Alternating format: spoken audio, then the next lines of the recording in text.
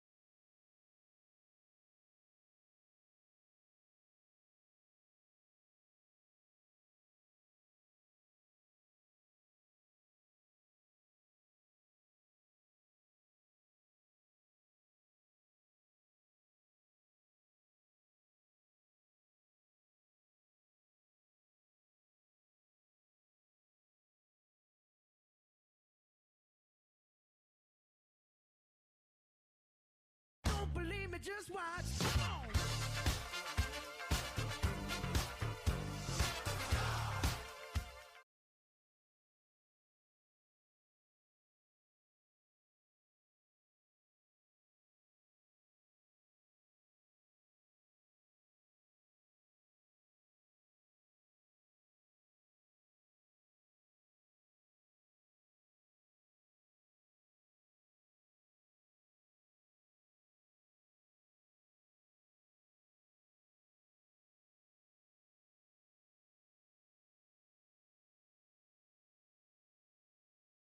All right. You guys Welcome, need everyone, battery.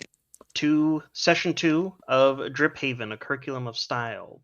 Patent pending on the name, by the way. Last time, our protagonists, not quite a party, but protagonists, arrived at the University of their dreams, ready to undergo orientation.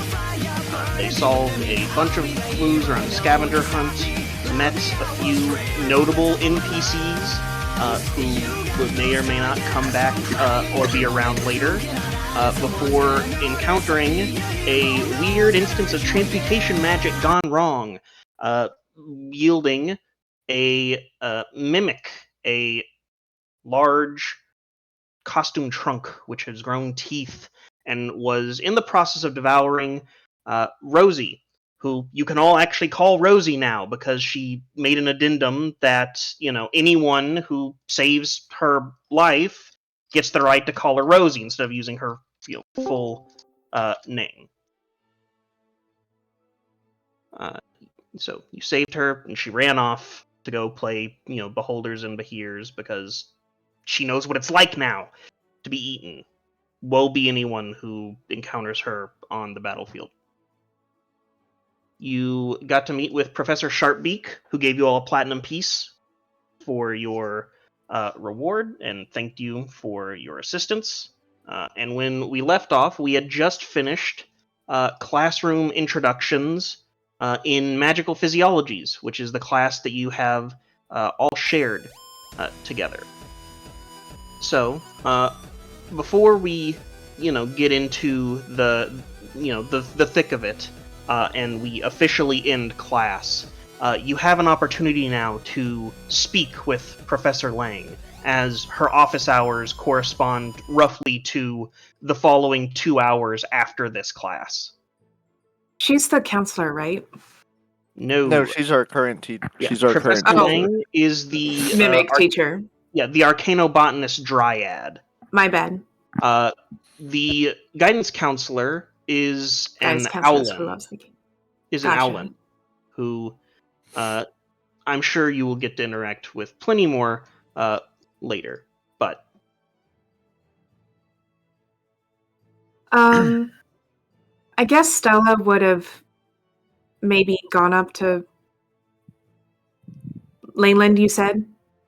Professor Lang. Professor Lane, I'm sorry.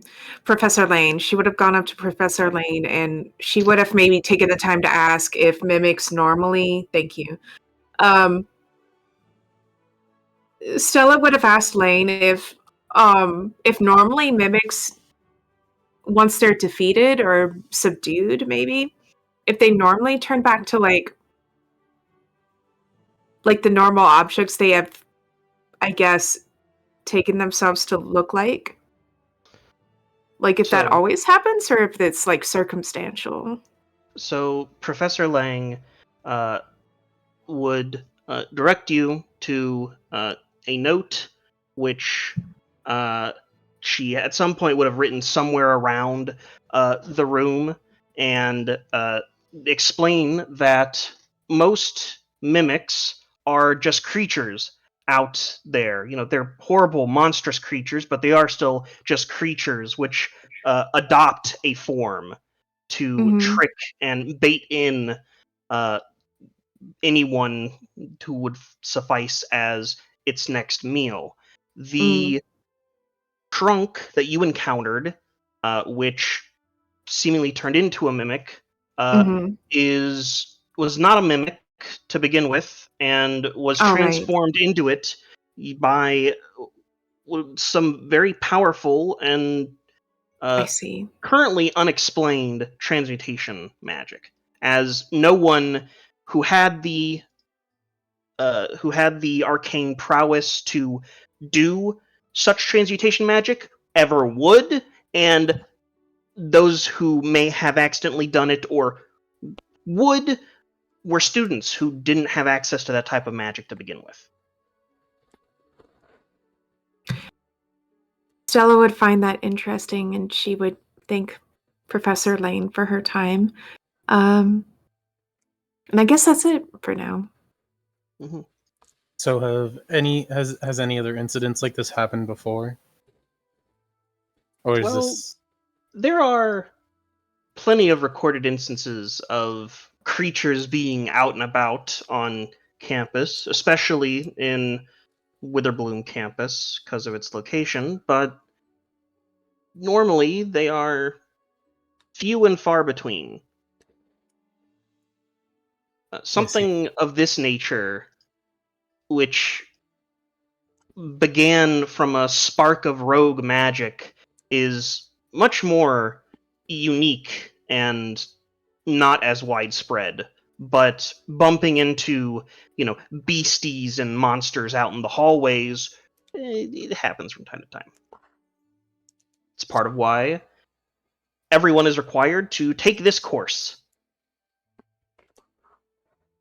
Because that's my job. I'm here to teach all of you about all manner of beasts, monstrosities, aberrations, or otherwise creatures that you may encounter during your life, regardless of profession or background. I'm hearing some sort of echoing. Yeah. There's an echo, I think. It was me. I was checking my audio and I thought I was muted. Sorry. Okay, alright, cool. Oh yeah, the scuff.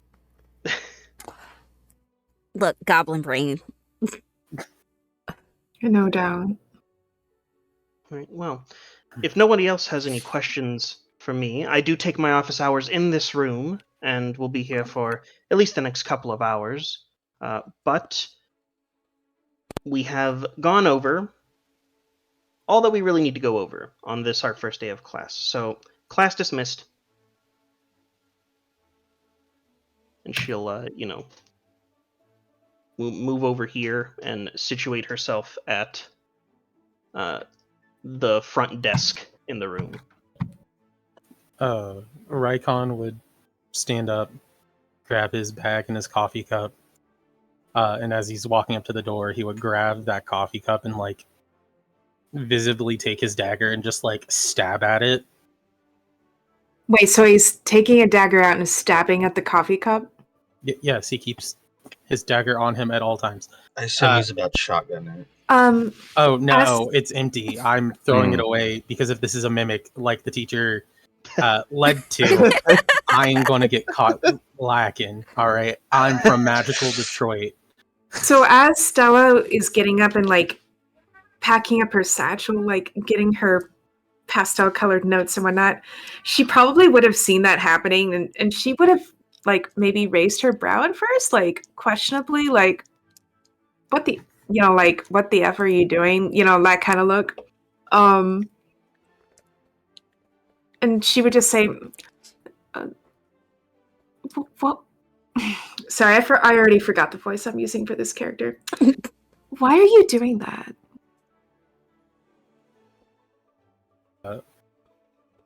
Rykon would like slide the dagger back into his like side pocket, look at you and go, she definitely just said this thing could be eventually turned into a mimic. I'm not taking chances. Plus it's good for the environment. And then I put it in the trash and then I head out the door. As soon as he's out the door, I would like to reach into that trash can, pull that coffee cup back out, and since he seems so concerned with it, I would like to firebolt it so that it burns up, and then drop it back, like the ashes, just back into the trash can. Wait, where are you casting this? Just right next to the trash can, just gonna in my hand. Wait, where is the trash can even? Just like over Right here, there. like as they're leaving the room, Bane's gonna go over, take it out, firebolt it, drop it back into the trash can. So that now it's just it can't come back as a mimic if it's ash, right? That's how that works. That's also a good way to counterpoint necromancers. I suppose that's one way to take care of it. My voice was going there. And then just I guess scamper. Yeah. I don't know if Professor Lang would have appreciated magic being casted into class without permission, but you do you, I guess. He said mimic. I didn't want the mimic to come. Can't come back if ash. Now mimic is dead. I almost wonder if he's going to be afraid that every object is a mimic. A mimic, rather. If he is, I'll set everything on fire. I think he's just afraid that his coffee is a mimic. I mean, he loves that more than I don't know. What's something else that he loves that's not coffee? I'm afraid he does love coffee more than anything else. But maybe I can't really judge him. I mean, I love designing clothes just about more than anything else, so I can't really say much on that. All right, so you are all free to file out yeah. to the little study area. Before I leave, I am gonna ask Professor Lang if I could have like a more private discussion with her, like at another time.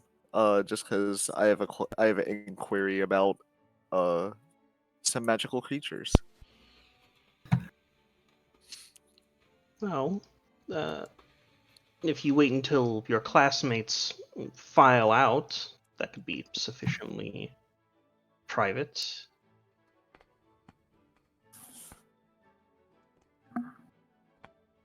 Let's see. Unless that's not private enough for you.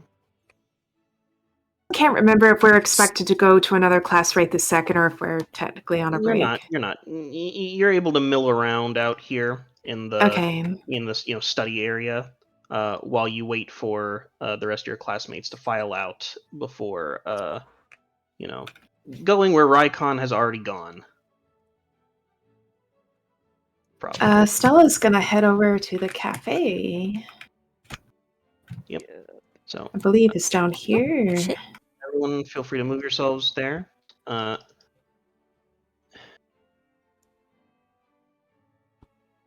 She's gonna get in line to order something.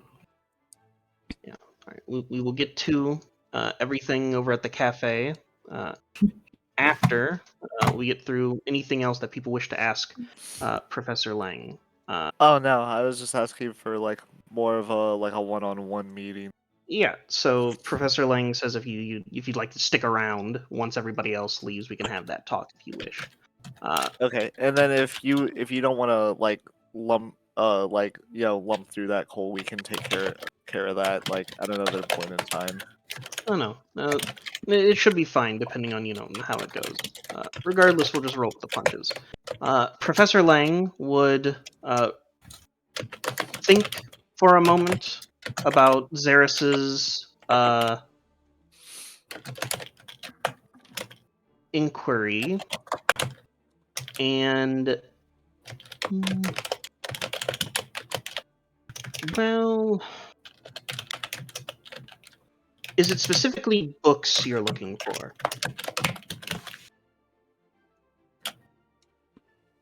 Because I can direct you to several experts if you wish to actually have a conversation.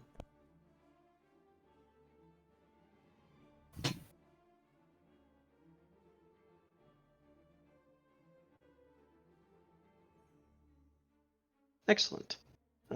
In that case, when class next meets, I will have that list for you. And then you can go and bother the other teachers at your leisure. They won't be bothered.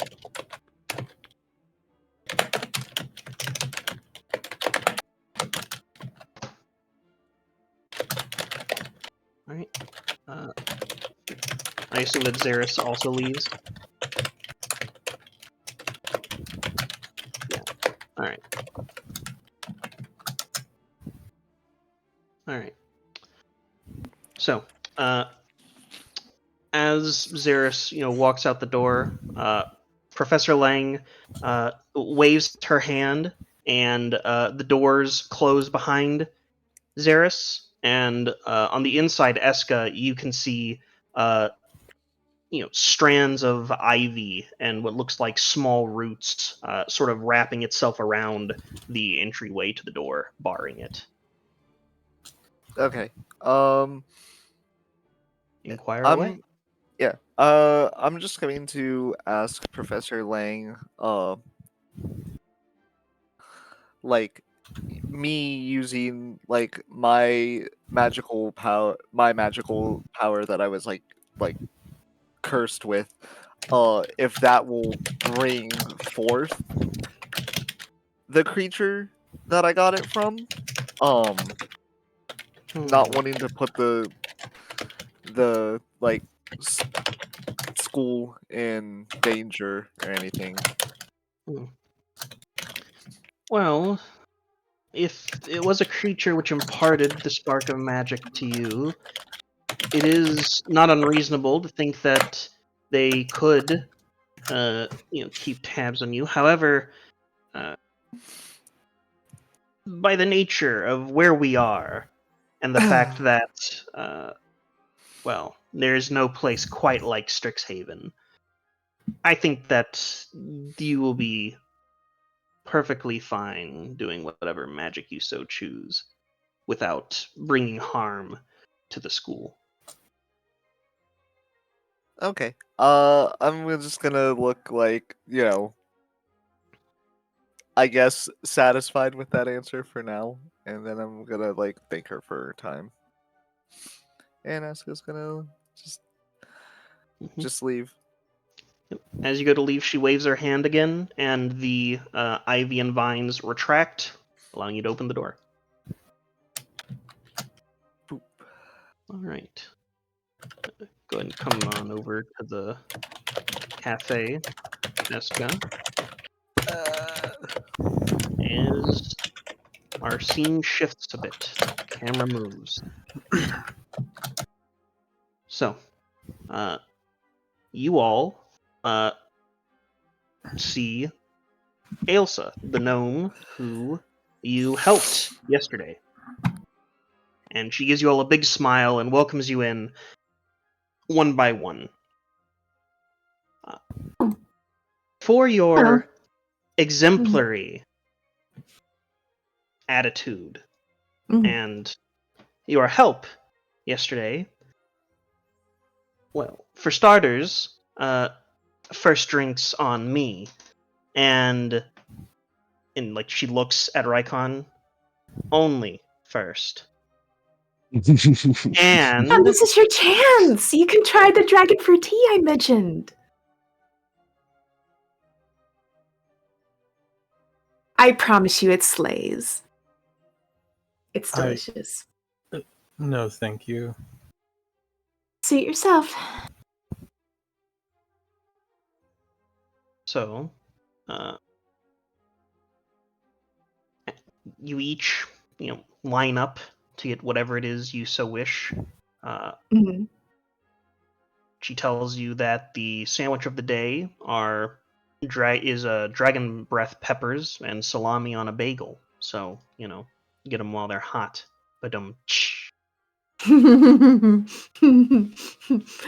Stella would And- have laughed. As you all, get your drinks, you notice that every time that a drink is ready, she places something else next to each drink, meant for each of you. So Or can you repeat that last part? she put something else on the counter next to your drink. So it's like a Oh. line of 8 drinks, and Gotcha. next to them is 8 objects, which she tells you is her way of thanks. Stella would have waited for her turn, and then she would have politely stepped up to get her iced dragon fruit tea, assuming that it's available. Mm-hmm. And she would take the object that's been set beside it in question as well. Thank you so much. Well, it is, I hope, thanks enough for your help yesterday. But I do truly hope that you all enjoy them. So, Drink alone is thanks enough. I'm really excited. Thank you. she gives you a smile and a small nod before going back to tend to her her behind the counter area. So here's the rundown of what everybody gets. Rumhilda, you have been given a dented brass compass with a red needle. Okay. And I'll go ahead and after saying everything to you all, I'll put a reminder on Roll20 for you to copy and paste. Nice. Brigham, you have been given a model hypercube carved from green crystal, showcasing the 4th dimension. Oh, neat. Thanks.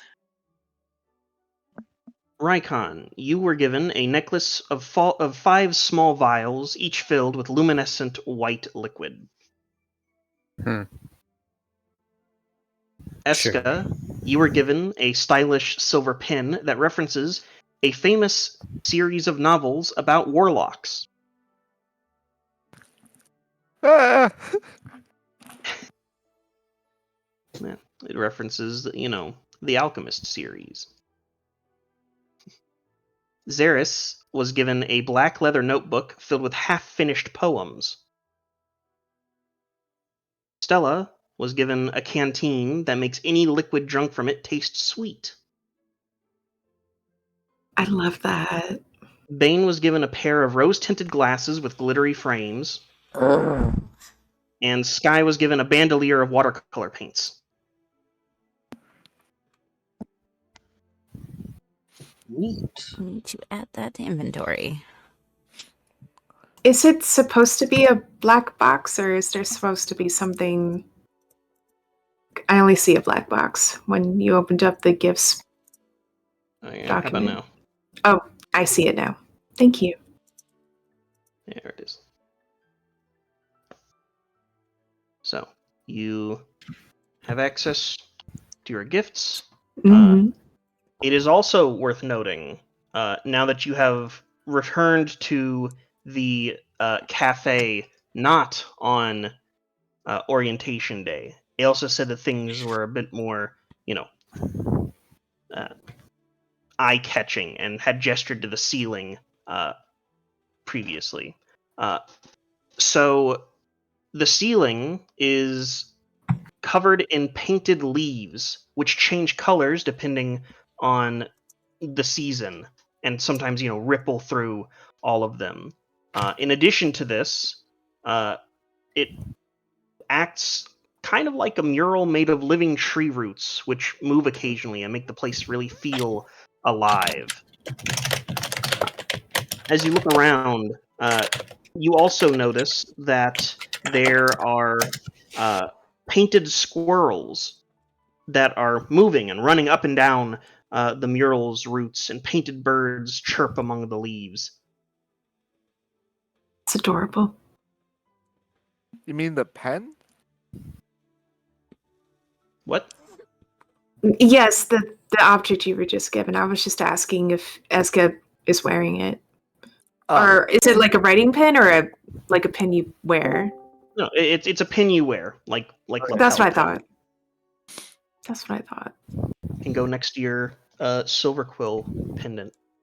I'm going to reluctantly put it on. If Stella sees Grumbling it, to myself, why are they foreshadowing I'm gonna be a warlock? I don't be a warlock. when Stella sees it, she's gonna look over and she's gonna quietly admire it, and she's gonna say, "Oh my god, you got another pen, Slay! That is really nice. I'm envious. I would love another pen to wear." Got something against warlocks? Me? I mean, I don't No. really. No. Just not my taste in lifestyle. Well, it's cool regardless. I like it. I don't like the idea of being owned by an omnipotent creature. That's one way to become a warlock.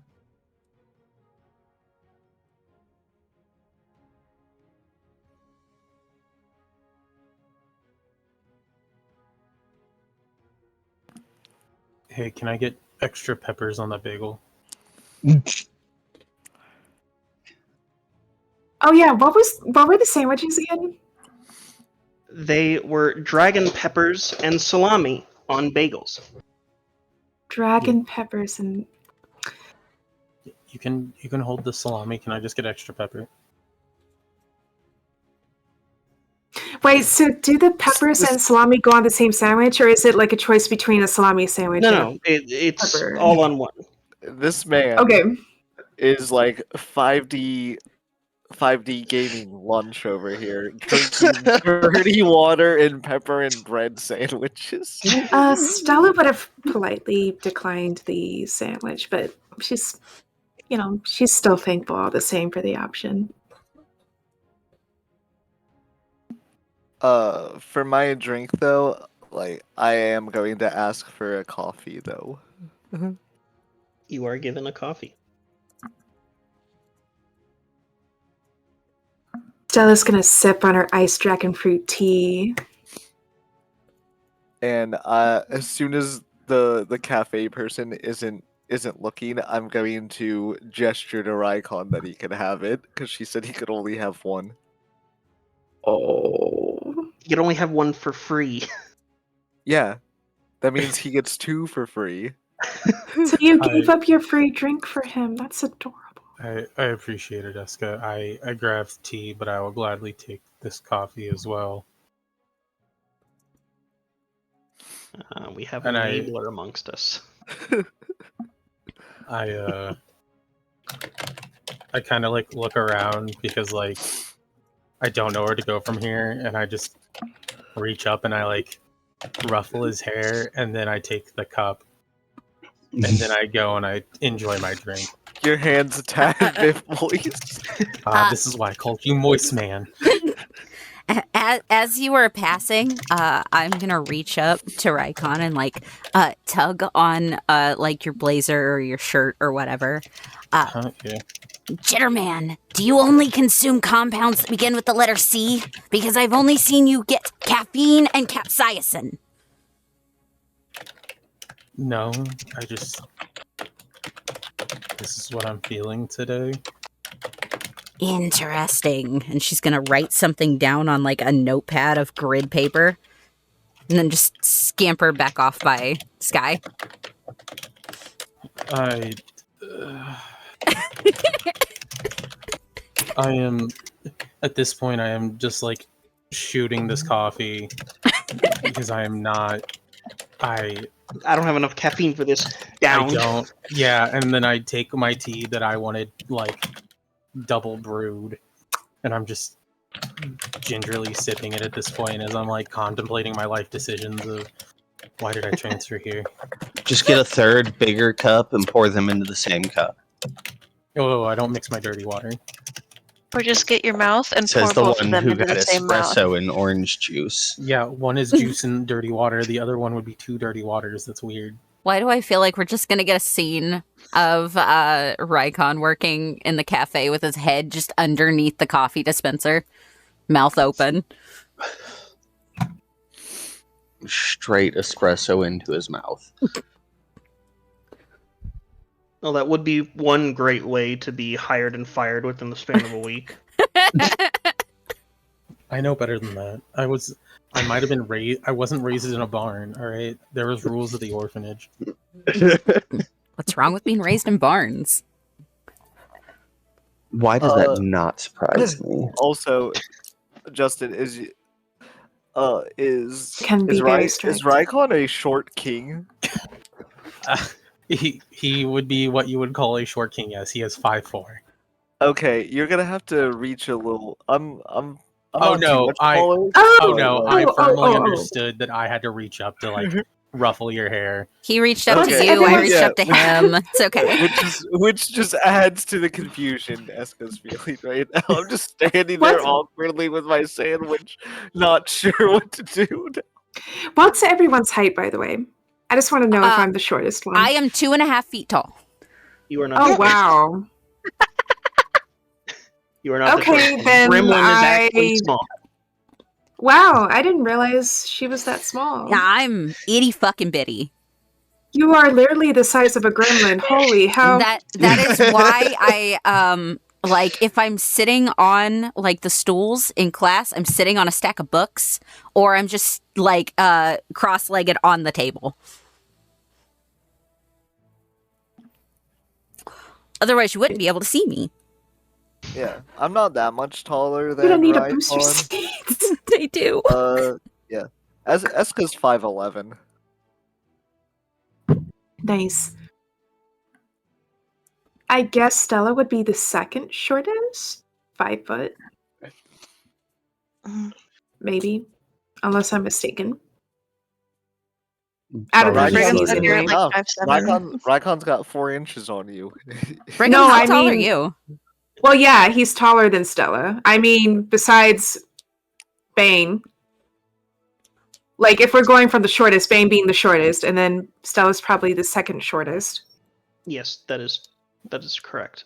But anyway, I'm sorry to derail the Followed by whole- Rykon, followed by Gotcha. I think it's a tie between Brigham and Eska, hmm and maybe Rumhilda. I don't recall. What? How tall? How tall are you? Hilda, how tall are you? Like 5'6", I think. Yeah, Mm. 5'6". All right. So just under Brigham height, but basically the same. How tall is Sky? 6 foot. Lives Guy's up to on his the name. taller end. And Zaris. About He's 6'5". outside smoking. 6'5". All right. So This guy Zaris goes is the outside to tallest. smoke. Well, yeah. He got some not so friendly looks from the shrubs the last time that he exhaled inside. Nah, I just go deeper inside to smoke. Trying to be respectful of the establishment.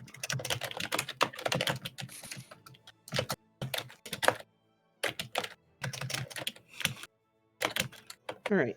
Plus, it's springtime. It's nice outside. This guy's So- gone to his room. So, we will conclude, this day. Do a little bit of time skip. You go back to your rooms. Mm. The nature of your, shared rooms is a bit up in the air because people get shifted around a lot at the start of every school year. So to keep things accommodating for everyone, you all basically have small temp rooms before being moved to your final without the roommate other. dormitory situation. So Interesting. don't worry too much about that.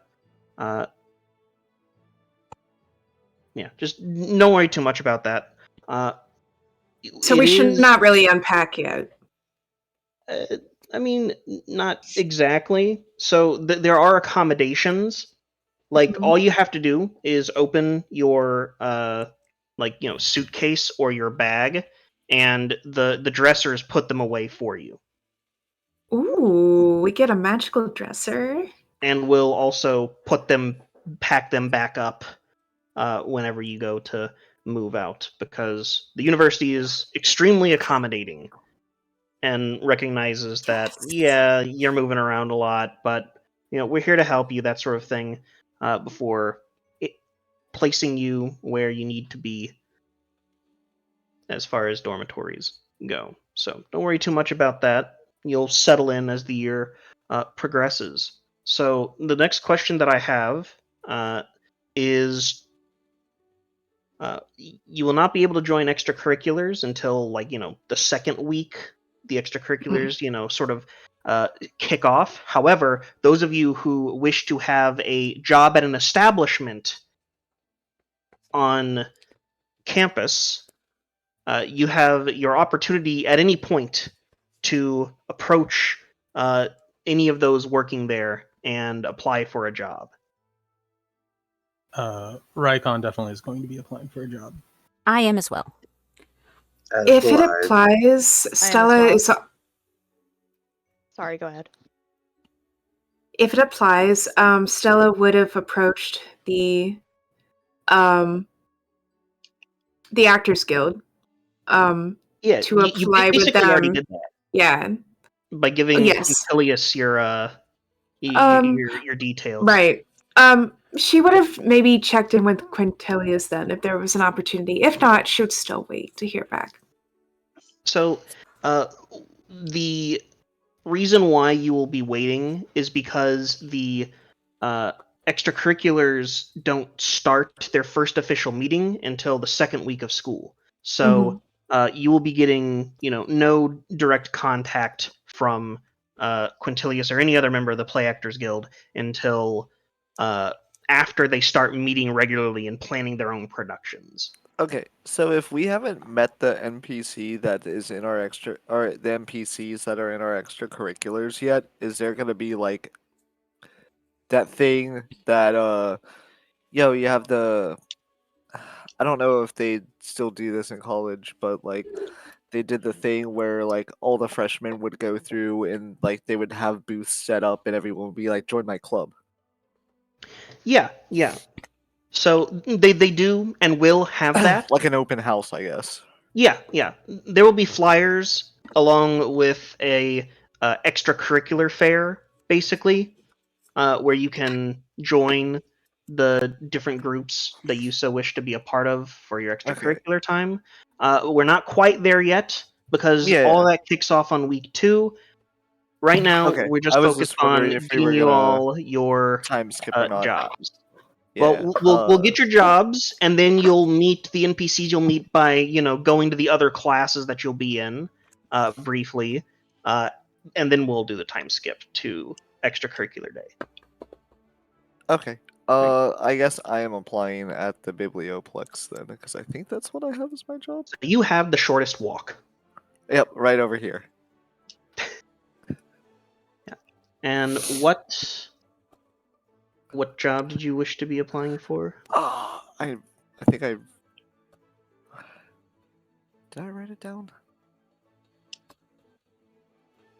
Oh, yeah, I was either going to be a store worker or a book clerk, I believe. So you basically get hired on the spot by one of the reference librarians because they always need more people. They have two, what did you call them? Dewey?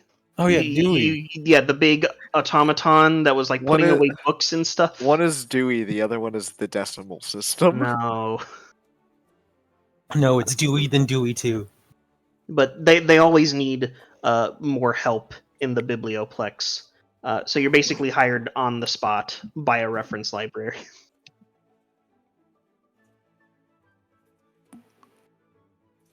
And the reference librarian will also, assign you to the basically the equivalent of like the assistant manager. But it's I'm not also like going. Yeah, when I'm talking to the manager, I'm gonna ask them if they offer healthcare because I just saw like a gnome girl get eaten by a mimic. So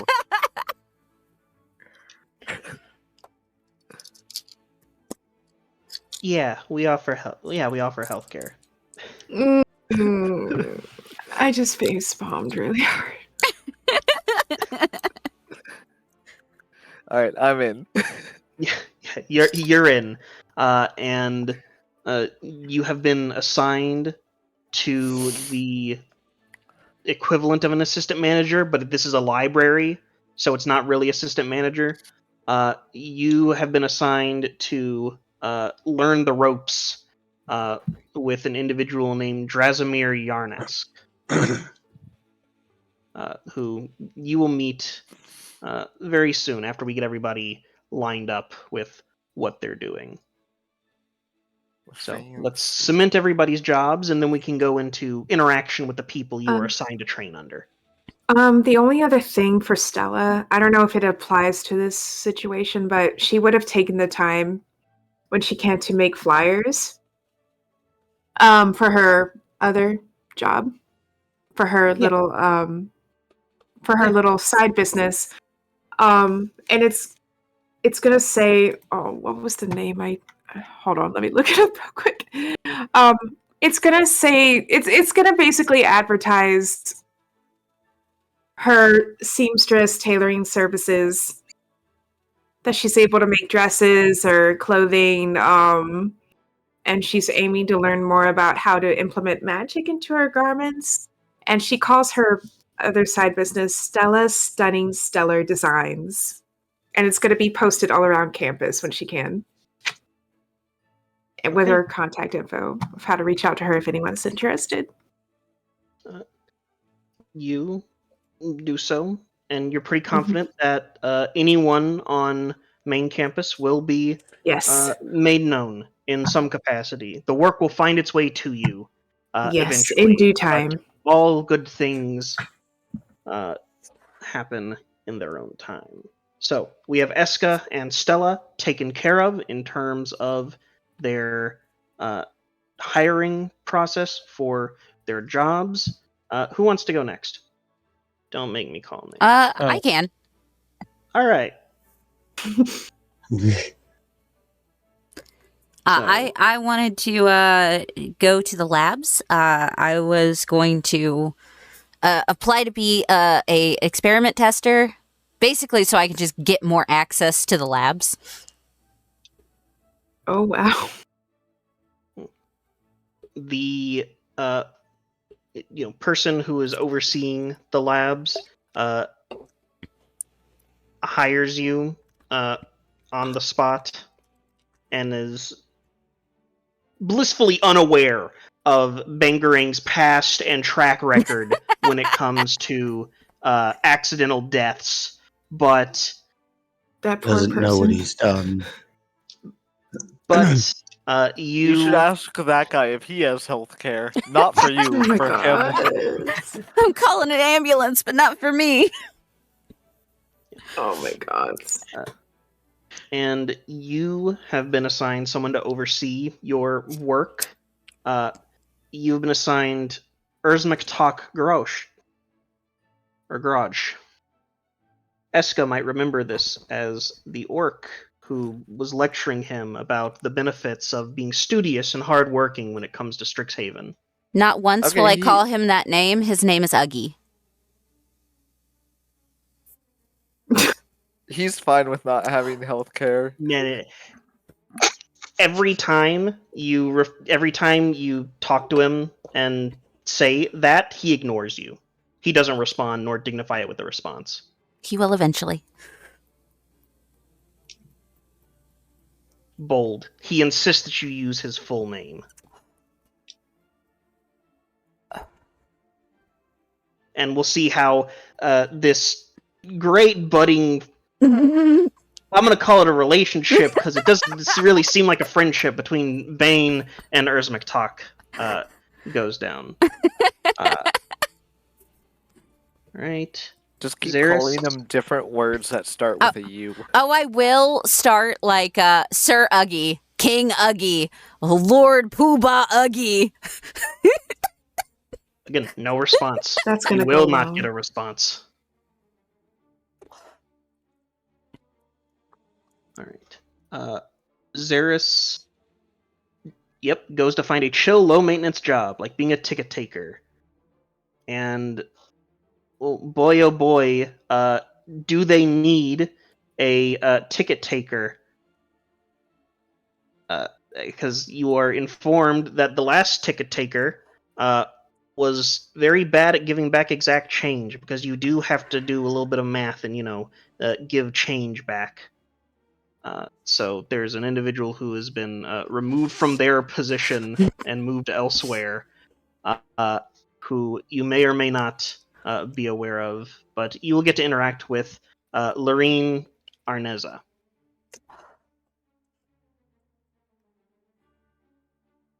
So, good there.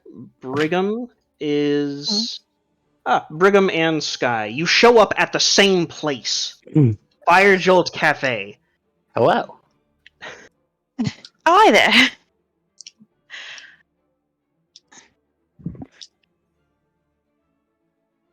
I was going to apply over at the cafe in the library, but I saw them serve a customer an orange juice with 3 shots of espresso, and I can't take them seriously after that. So let's come over here. Fire Jolt, huh? Sounds nice. Nice place. I love your effing accent. Thanks, it's horrible. I have heard great things about the Fire Jolt.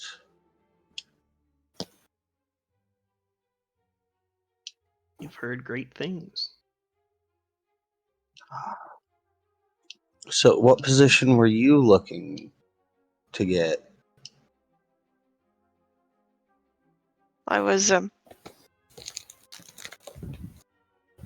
hoping to be a barista here. I quite like making coffee back at home, and I figured it'd be nice to do the same over here. As for you? I was thinking the same thing. I've not made coffee much before, but I don't know. Seems like a fun thing to try. Well, it's fantastic. I'd rather like it myself. Here, maybe if we both get the same job, I can help show you the ropes. I mean, they'd probably be showing both of us the ropes, but I will definitely accept any and all help that anyone is willing to offer me. All right, the manager at Fire Jolt Cafe agrees to take you both on full-time because their most recent barista recently graduated. And 2 trainees at the same time is as good of a way to keep things fresh on campus as any, he supposes. You want to go ahead and look over, at least, look at the NPC that you'll be getting to interact with. You will both get to interact with Mina Lee, who is not teaching you, actually.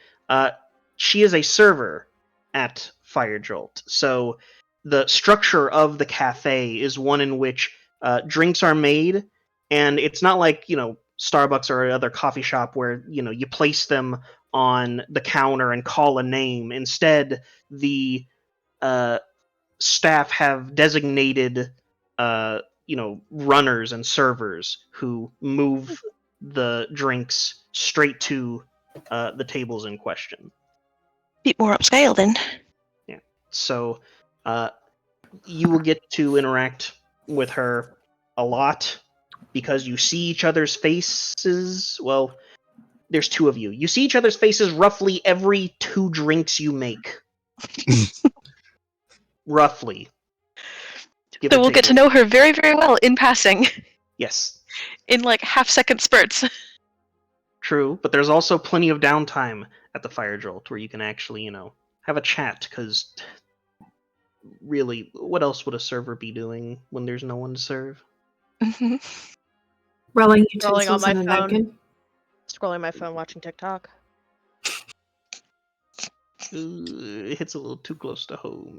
Okay, Alright, let's see. That is...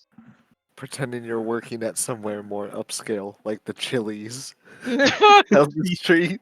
Pretend you're working at a more upscale place. Yeah, that's what you do whenever there's no one to serve right now. Get all my side work done, so when they go to cut me, I can be the first to get cut. Cutting, what's that? Sending people home early. Sounds like, nice. yeah, we're done for the day. You can head on home. See ya. Right. Anyway, Rumhilda, if I recall correctly, you are applying to be a junior resident assistant. Yes. Well, it is the nature of RAs that it is in the nature of RAs that you have to be, more accustomed, second year, that sort of thing. So you are in training, but it also means that RAs are in as big a demand as any, because every year there's a bit of a rotation. However, there is one individual who has been here for 2 years because she also joined as a junior resident assistant last year. Her name is Nora Ann Wu, and she gets to show you the ropes up and down, around, everything like that. And as a result, your final, your final dorm space is guaranteed across the hall from her room. Okay. Because you have to be a present, friendly, and otherwise noticeable figure on your floor, which is why you are across from her, so that the RAs are together at the end of the hall. Damn. Is like Romhilda gonna be like the chill RA, or is she gonna be like Cartman with Authorita? Oh no. No. No, do it Scottish. You gotta do it Scottish. Oh. Respect my authority. Oh my There it God. is. Respect it. All right. And Raikon. Yep. Place called Bows Inn Tavern. Yep. I definitely would have gotten ready for this interview. Like, I would have went and gone to change and everything. Did you get your cup of coffee? That is the ultimate question. I gave him a cup of coffee. Well, another one, because we know him. Another one. Oh, this Another isn't like one. the same day, right? Like it was like the next day. Yeah. Okay. It's the next day or same day. It's really up to you, depending on when you wanted to go and approach the different institutions. Oh no, I definitely would have gone the next morning. Next morning, because you I are needed- dressed up. Yeah, I have like one of those 90 metals like hair bands that like pulls my bangs back, Mm. and I'm dressed up like rather more like formal than what he normally would be, and my little sister's with me. Aw. Brought your little sister to a job interview. That's his reference. Yes. It's because it was not by my choice. Okay. It is my hours of babysitting.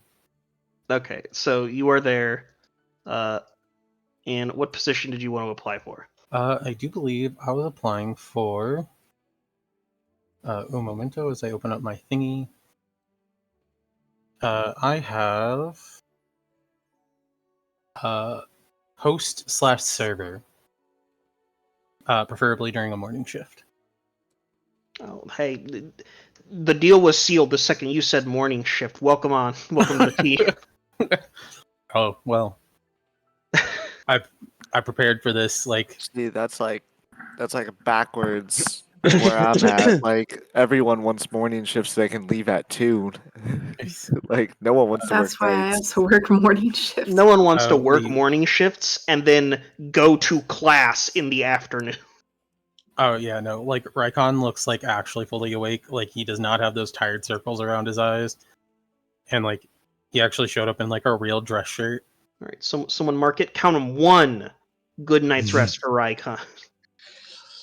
Only 1 though. We'll see how long that lasts.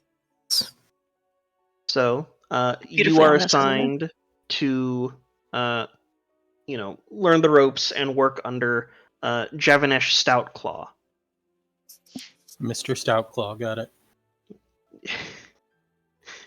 Sure, Mr. Stoutclaw. You take it this real professional like, which is good but ultimately unnecessary at the place that you work at. Well, I mean, I'm professional with the people I work with because that is, at least that's what like my dad told me. And there you are on the up and up. Mm-hmm. Turns out, Raikon really cleans it up whenever he gets to work. The rest is just play.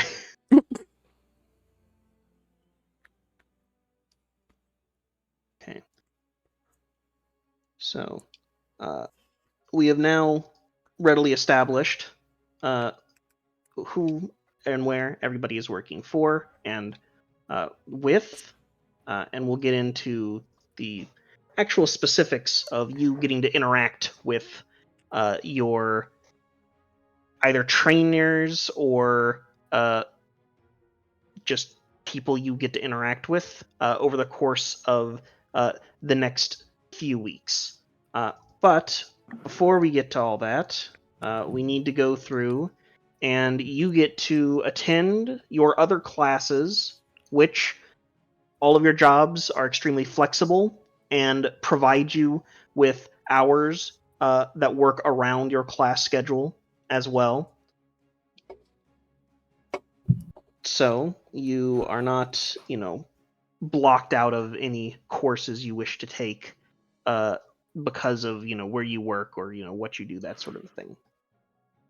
So here I'm going to grab everybody together and move you all. Whoa. What? What? All right, I'm going to move you all.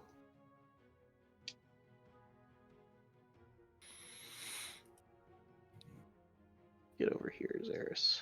All right, I'm going to move you all to. Oh no, that's not right. What's not right?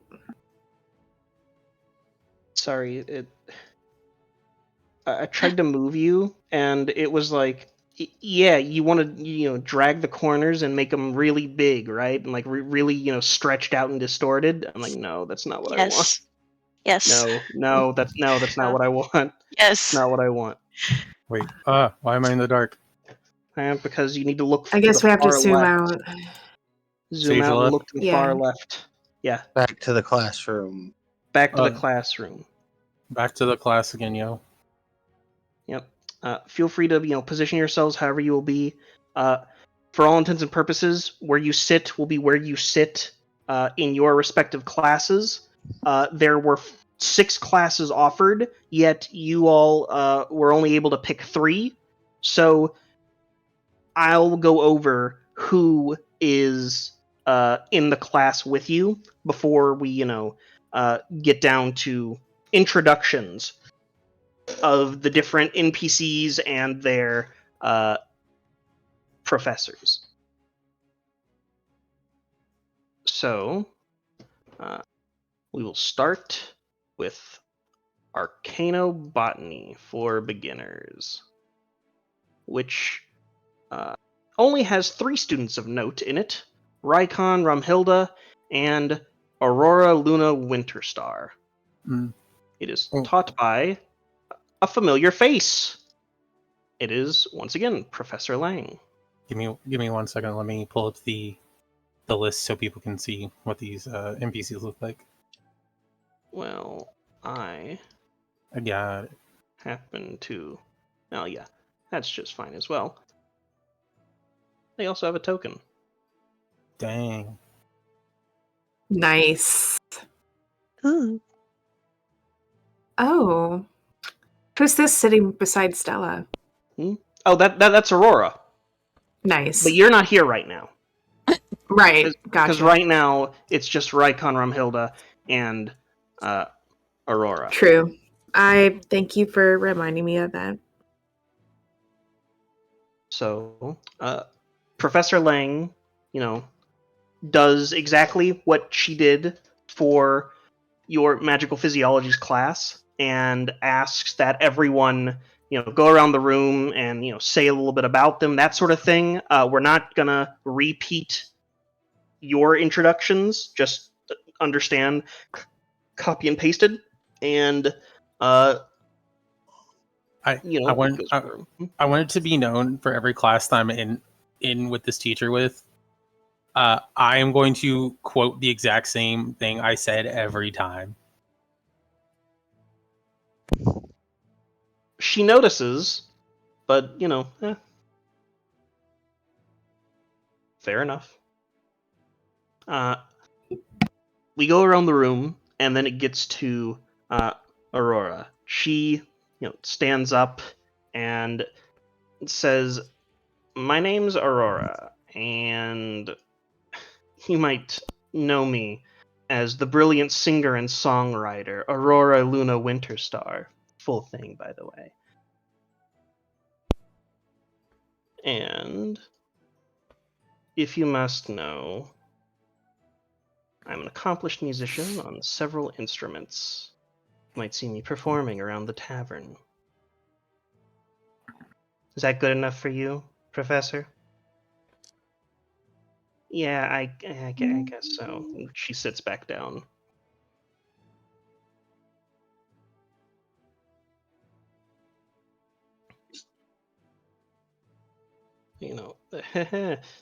Great introduction. Is the way that Professor Lang goes about that. You launch into a full-on study of the class is very similar to magical physiologies, except that it has a whole lot more focus on plants and the way that magic interweaves itself in natural, formation, stuff like that. Professor Lang does a whole lot of druid craft to help showcase this. But that will be going on in the background, as I am not going to go through the process of making full-on classes. I go to classes in my own time. I'm not writing classes anymore. I'm past that phase. I did my time. Relatable. Going to college school. Question, college school. Is this gonna?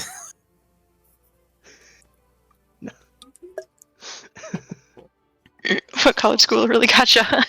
Yeah. Yeah.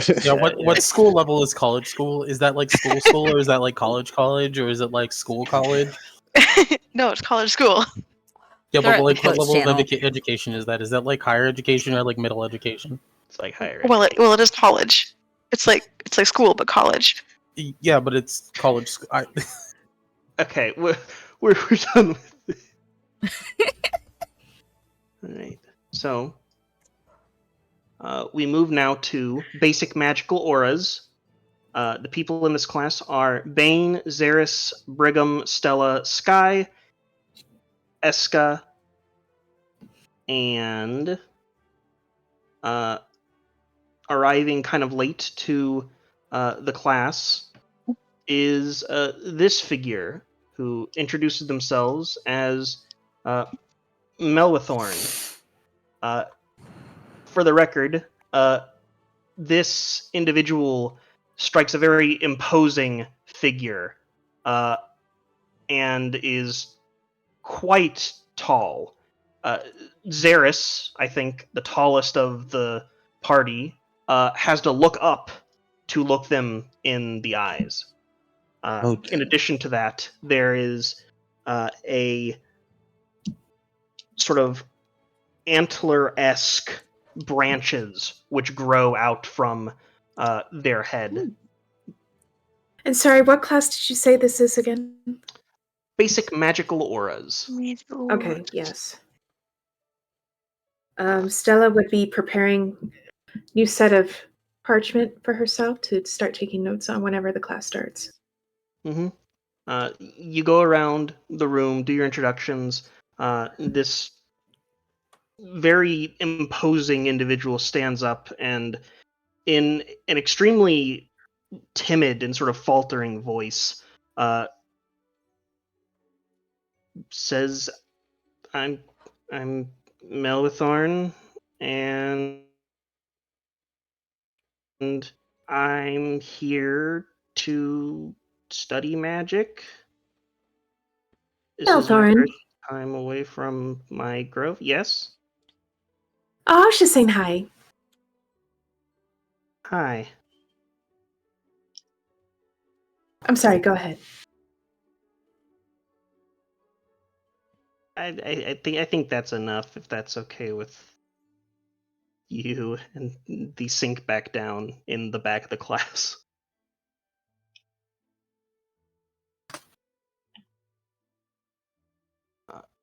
Up at the front of the class is a bipedal brown bear. Bear.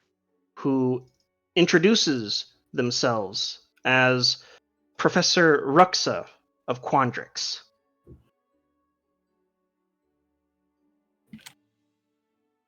Professor Ruxa goes on to say that it is their personal opinion that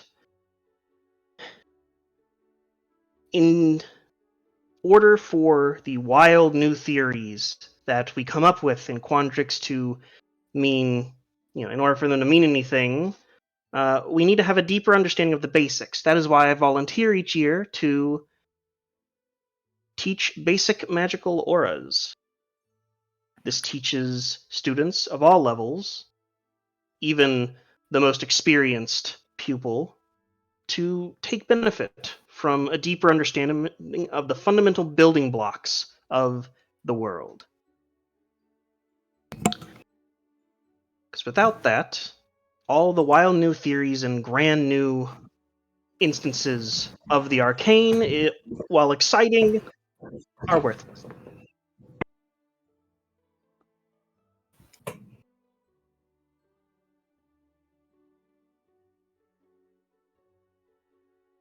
So, now the question that I have before we move on to the next class: does anyone who is in the class have questions for Professor Ruxa? We didn't do this for magical physiologies, or sorry, arcanobotany, because, well, you've already got the chance to talk to Verelda Lang.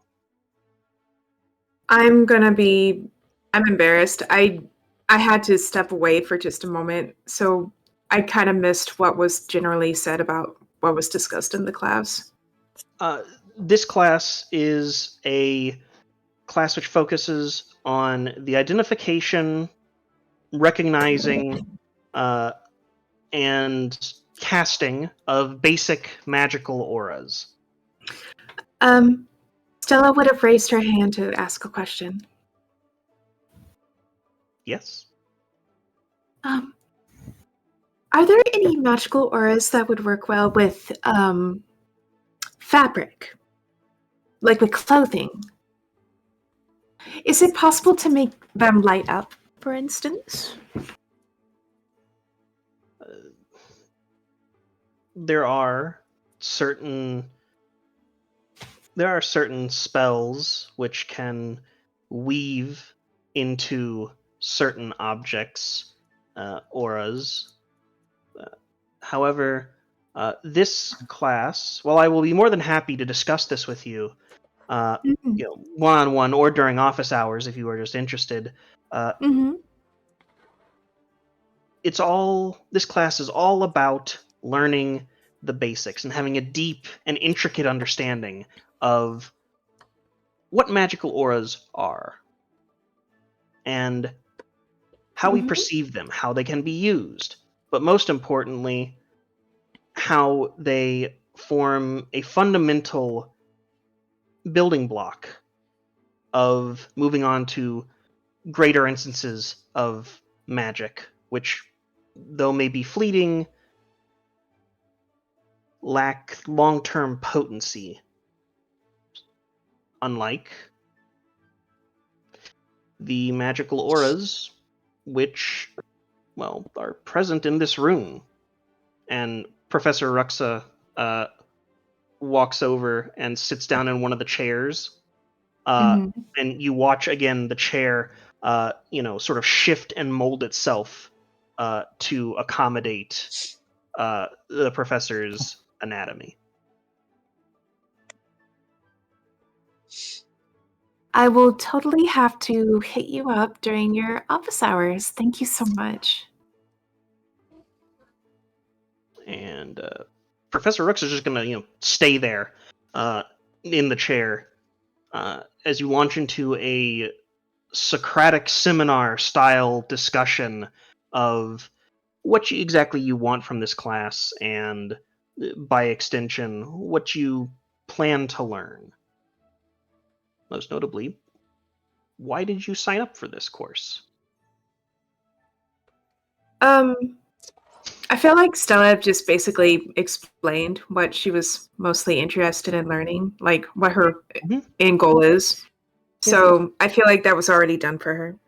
True, but in doing all of this, Professor Ruxa, still, not goads, but encourages you to, speak openly and proudly about the things that you care about, because there are no wrong or bad ideas here. There are only ideas we have kept to ourselves. So is he also encouraging Stella to kind of go more in depth with it?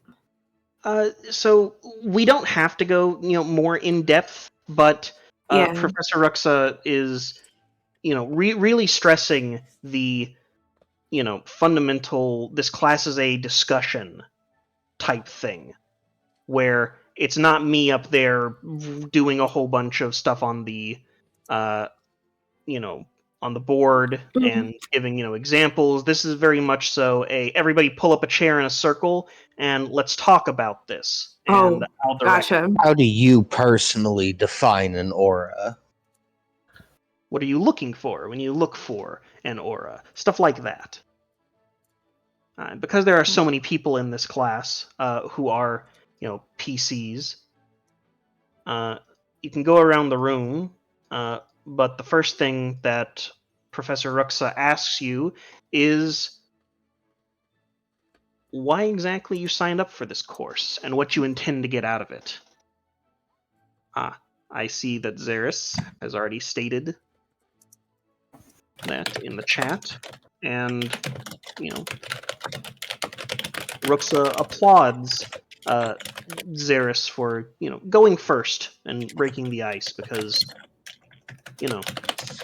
sometimes it's hard to get the ball rolling, and now the ball is most certainly rolling.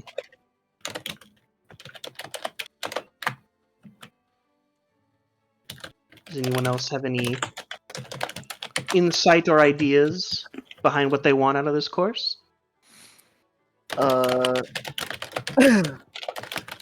Esco's just gonna comment that people tell him he has a gloomy aura all the time, and he would like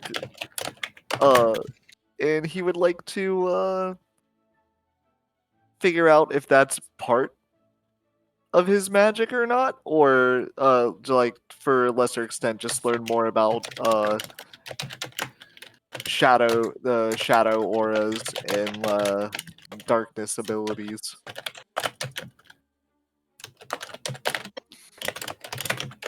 They are very potent auras, and ones that will be covered in a whole section in this course.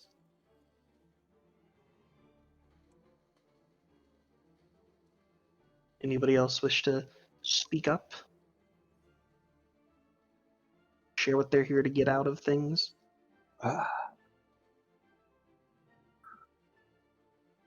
I was half expecting the professor to say, "You're just coping, kid. That's not magic. You're just depressed."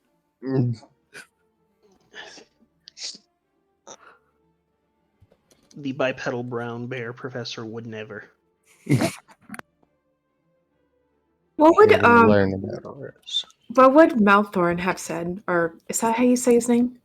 Melwithorn. Melathorn. What would he have said? If anything. Thank you. So, Or if he does say anything. as you go around the room, Socratic seminar style, and have this discussion, eventually it does get around to Melwithorn's turn to, really speak up and, say, Hold up. Wait a minute. whatever's really, on their mind, as it were. And, in the still kind of timid but slow and thoughtful voice, Melwithorn says, I grew up in a druid grove, and there's a lot of aura magic there, and I want to better understand it.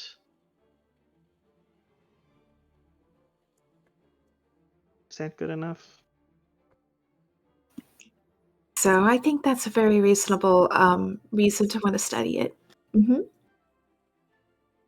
Stella would have said. Great. You also hear Melwithorn mumble under his breath, playing Silk Ball's easier. What is? Playing Silk Ball is easier. Oh. Which Professor Ruxa immediately jumps in and applauds Melwithorn and explains to everybody that Silk Ball is a sport akin to rugby, which a lot of students play at the school. And it takes no small amount of physical prowess.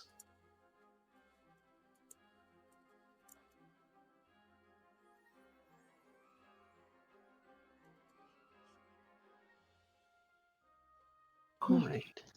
Anyone else wish to speak up? Or is it time to move on to my favorite course? I guess we can move on if everyone else is done. I think the rest of us put them in chat. Yeah. Okay.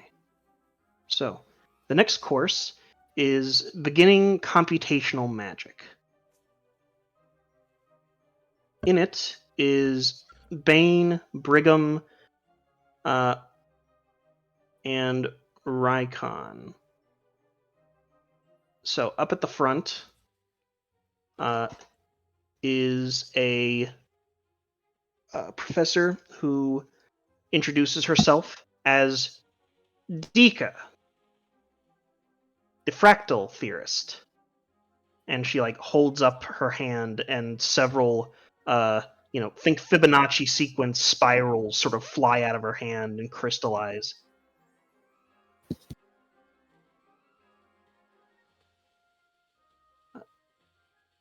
This class is a bit more for, brains rather than brains. All magic is brains. But that's not the point. Here we will focus on the theoretical application of... And she begins writing equations on the board. Things like this. And how we go from this to this. And then she, throws her hands wide and, crystals sort of spring out from them and, go flying everywhere. The Minotaur, who is, sitting, next to her up at the front, hides a bit more in response to stuff going flying. And Professor says, this class is, well, difficult for most, which is why you have a TA who is an excellent go-between and, well, found this class relatively easy when last they took it. Would you like to introduce yourself? And the Minotaur, shakes his head no.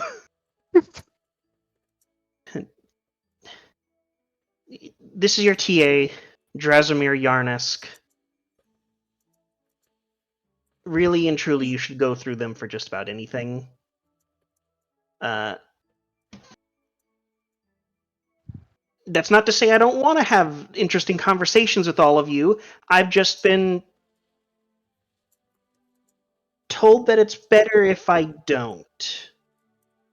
Oh no! What is that What does that supposed to mean? mean? Wow, Bane- that's Bane It's just not too nods in late. understanding. It's not too late to ditch Coffee Dog. Run. Bane just nods in understanding. There are things we don't talk about. I get it. Pen freezes mid-word. What's that supposed to mean? I'm giving the students anxiety prepared. already. Well, there's no need for anxiety, but, she doesn't exactly communicate that well. She launches into a lecture, which is very math-heavy. Very fundamental equations of things. The E equals MC square of magic world. Casting time equals material components divided by effort put in, that sort of thing. And it's all subsequated by if it is or is not a ritual. Yeah, no. I get it. You're gonna do great in this class.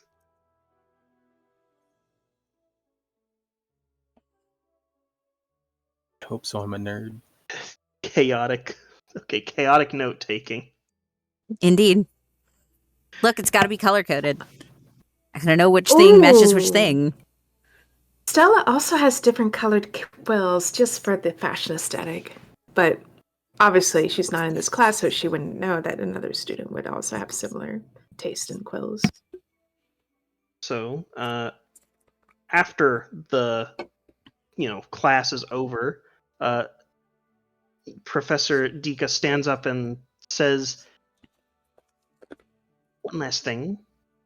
Because it's mostly required, otherwise no one would pass, extra credit. And she writes a long, sprawling equation that covers, from here to here on the board, even extending off onto the wall. And she says, anyone who can solve this equation gets a non-trivial amount of extra credit. Can we make rolls Or to try to Rykon- solve it? Yeah, Rykon raises his hand. You can and will make rolls to try and solve it, but it will take no small amount of time. Is it enough extra credit to just pass the class?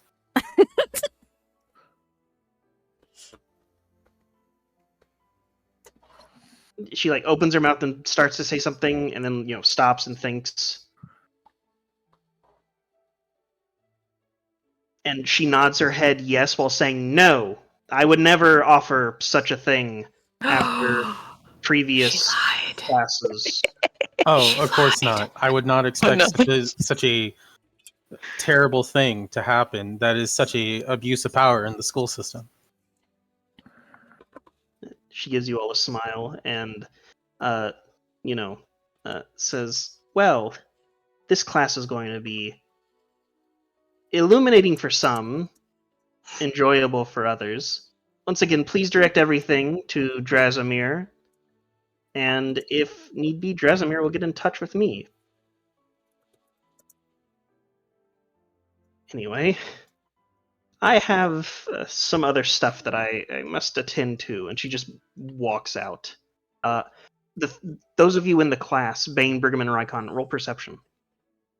Woo.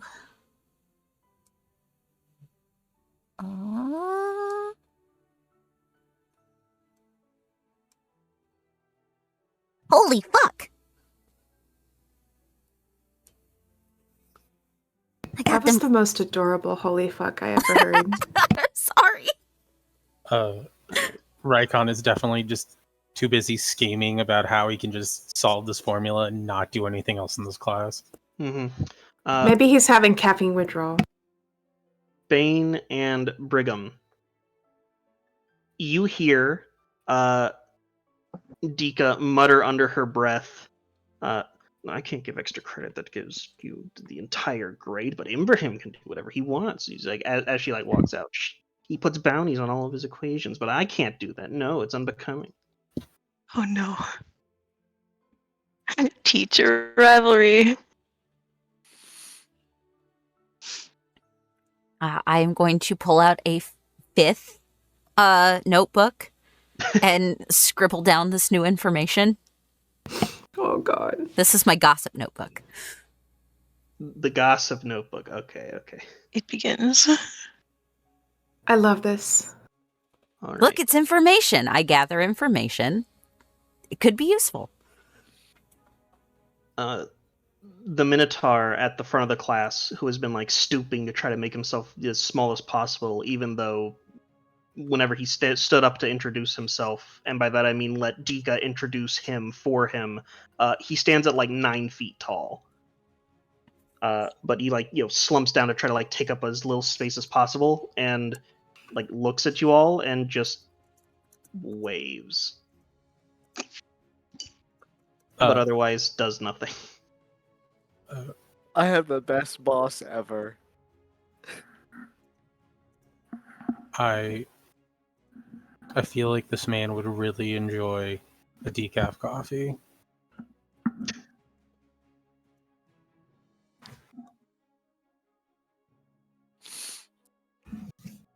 So is there anything that the three of you wish to do or, interact with? As Drazimir seems to have no indication of leaving, if for no other reason than to seem to not, have to walk through everybody back out in the biblioplex. But also has said nothing, so you have like a grand total of 0 words said from Drazimir over the course of class 1. Rykon would get up and head to the board and just start copying the equation down to make sure he can get everything, so he isn't missing anything. And as he's writing, is like, "So, do you like coffee?"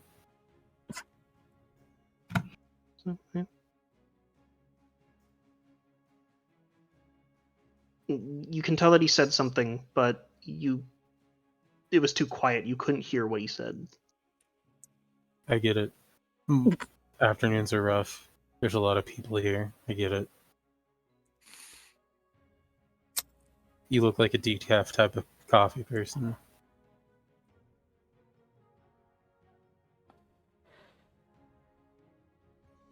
Well, I don't really drink coffee. Tea? Tea's much better. Do you take it like iced hot with or without cream? hot, no cream. Respectable. It's not for everyone. He like breathes like a sigh of relief. Like, oh god, I didn't fail my first interaction. Bane, Brigham. Brigham is thoroughly exhausted after that class. This is definitely the class that he wants to take, and he's very excited, but it is also just a little bit out of his league, and so he's struggling to keep up. He's just kind of staring at this formula on the board, and he's like, has anyone ever actually solved that before? He can't wrap his mind around it. He's trying. He needs a coffee. It is time. I am about getting coffee with the coffee dog. Brigham kind of like glances over at Rykon's journal. He's like, "You got that down? You want to head out? you want to go?" Oh yeah. Before you two go, if you're having a hard time, then we could all work on it together, and then we could split the extra credit, or we all three get it. You know what? I like the sound of that. And we can get coffee when we do it.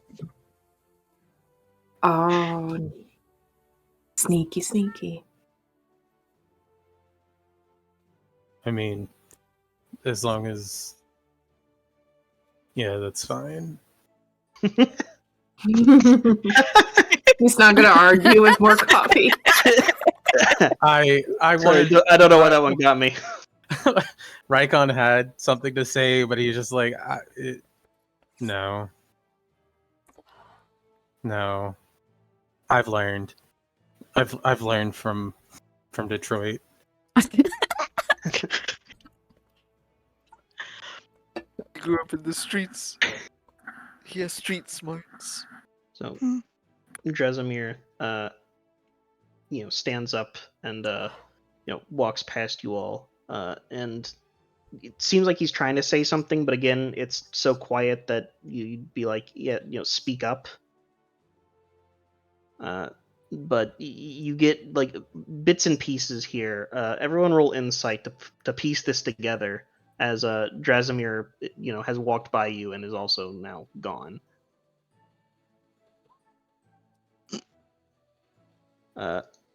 Brigham, you were able to piece together something that sounds kind of like this equation's a really fun one. Okay. It's just enough to get Brigham's tail wagging just a little bit. He's like, all right. Oh my god, this is so cute. What's it like to have like an actual tail?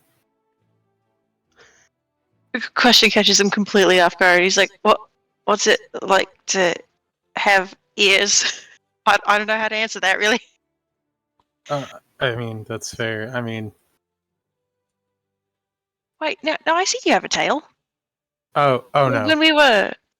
Yeah, I saw it.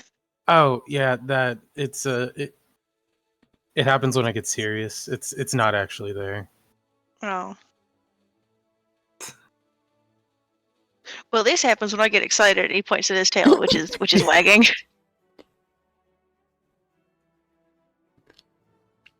I would never want to be your euchre partner.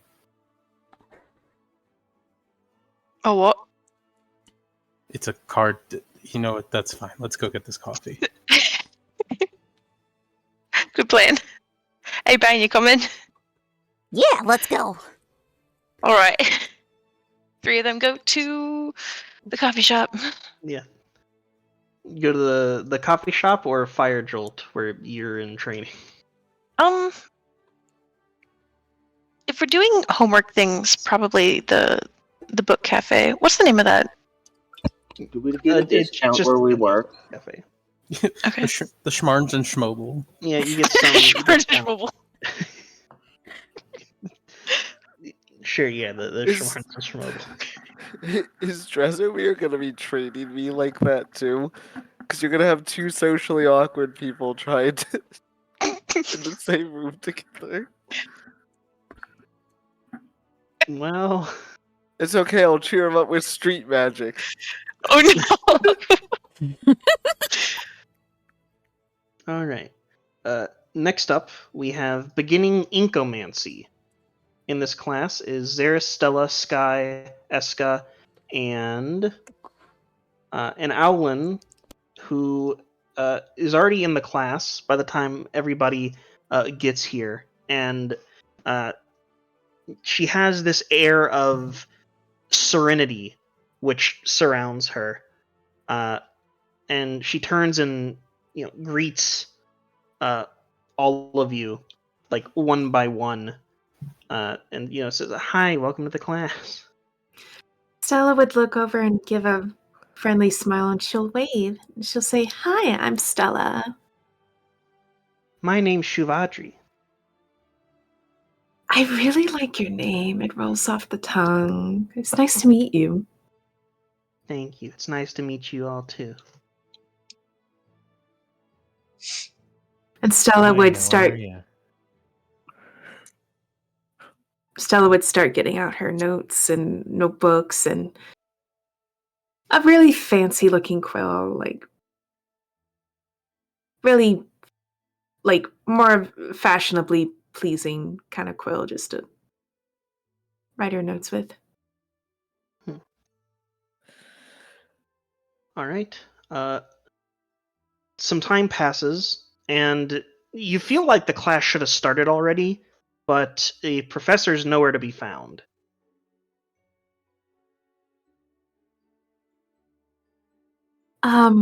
Stella would look around. Did class get canceled and no one told us? She looks over at the Owlin. Do you know where our professor is? No.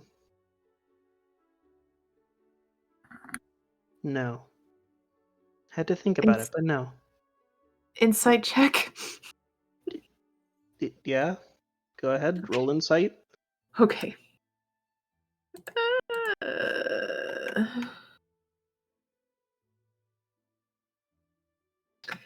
Come on, sheet.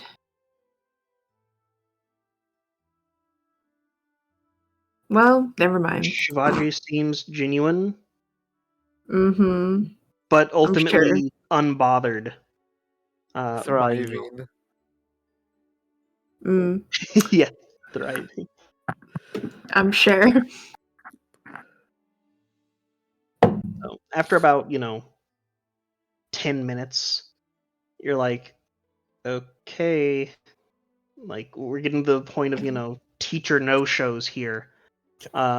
When they're not there within the first 15 minutes, you're not legally obligated to Yeah, stay. what is the policy? How long do we need to give it before we're excused? Shivadri speaks up and says, 15 minutes. Oh. That's the rule. Maybe he's just more depressed than I am, so he's running a bit late because he was busy crying. I hope he's okay, or she's okay. So, as the conversation of maybe they're depressed like I am happens, a flash of light erupts from the whiteboard, and you see trails of ink that are colored all manner of different colors spread out and sort of wrap around, encompass the room as this Owlin stands before you with her wings splayed out, and she's striking a very a very, let's just say, powerful stance in terms of personalities in the room. And is her plumage fashionably extra? Yes. I love it. Yes. It looks like ink perpetually is dripping off the ends of her feathers. So she has erupted ink all around the room, and also has, ink-like rain, just falling from her wings down to the floor. And then, coming, each of the drops then, moves in a straight line back towards her feet, where there's a small puddle or pool of it.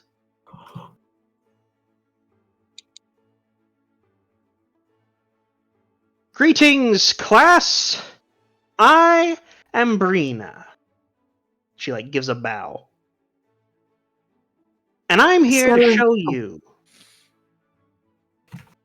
well, how to do all of this.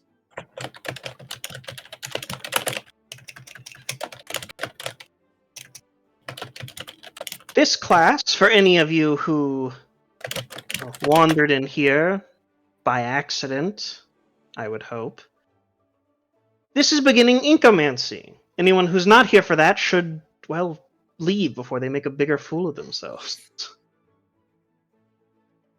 One or two students who are sitting in the back, they get up and leave, looking kind of dejected. Well, now that they're gone, I am here to ensure that, well, only the most talented individuals amongst you will soar to the grand heights I envision.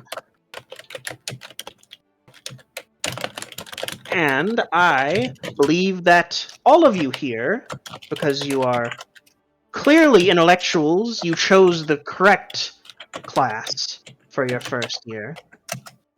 You all have the ability to be those perfect specimens who reach the height of what we in Silverquill call the art. Stella smiles a little bit more at that line. Combination of words and ink.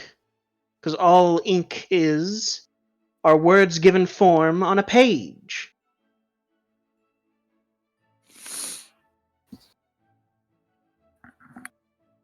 Now, she folds her wings back in. I am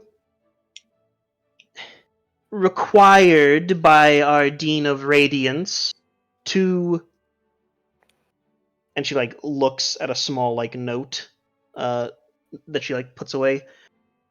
Ask if anyone has any questions for me. Yes, do you? I just want to say I really love the way you styled your plumage. And I like how, so you're able to cast Inkomancy in a way that can accentuate your appearance as well, instead of, as opposed to just communicating with it. The entire nature of Inkomancy is one in which you take the mundane off the page and give it form, give it life. You will often see me utilizing it to enhance the lectures and, well, things of the like. And she holds out one of her hands, and an elegant swirl of ink flies out of it, which, if you weren't really paying much attention, you wouldn't even notice that she did anything more, because there's swirls of ink floating throughout most of the classroom, really.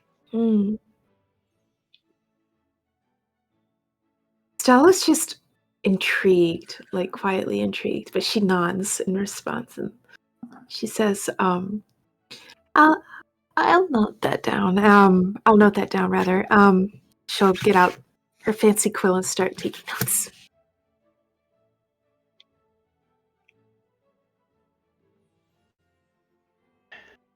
Oh, right. And she looks at another note. I am once again required by our Dean of Radiance to inquire why you chose the course for beginning Inkomancy. And before anybody can say anything, she's like, "For the record, it should be clear and apparent why you joined beginning Inkomancy, and you'll all have to forgive the facade that one of our deans has requested me entertain. But you're not here for platitudes. You're here to learn from the best."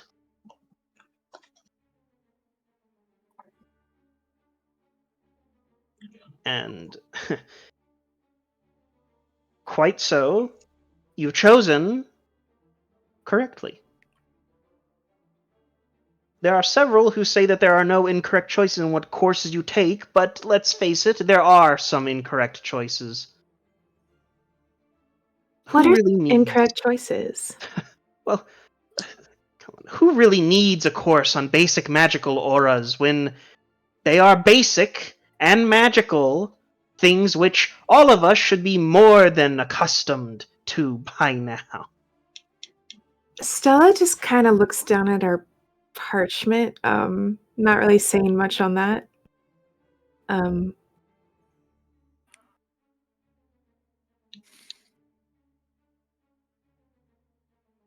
Not really trying to give off that she's in that class.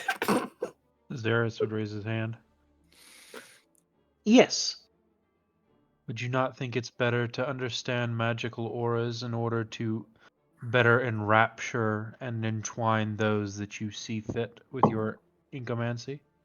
If you understand who you are across from, better way to make sure that you know how to deal with them. That is a novel idea. But, well, I suppose if you were in that class, it would be only after day one. All of this, and she gestures around to the full room, which has, little conglomerates of ink which form different shapes and, some words every now and then that really punctuate the teacher's. It feels like a speech less than a lecture.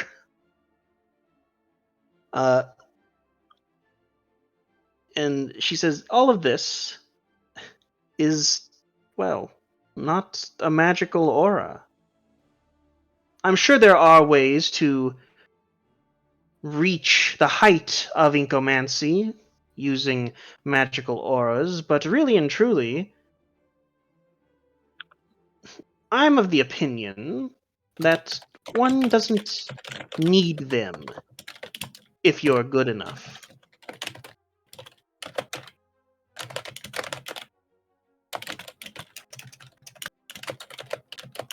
See it as a fair assessment to have.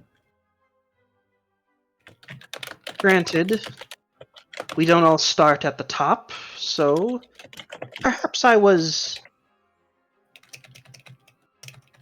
a bit harsh on any of you who have chosen to take basic magical auras. Well, also, they won't let us only take one course. And they won't let us take the same course multiple times. Well, I do suppose that is the case. Although, if I am to really weigh in on it, the history of magic and art is much more enrapturing than basic magical auras. But, and she, flaps her wings and flies, really, expeditiously to the front of the room, and launches into what feels like oratory, where she impresses upon you all that It is in the nature of inkomancy that you will find yourself wielding a tool.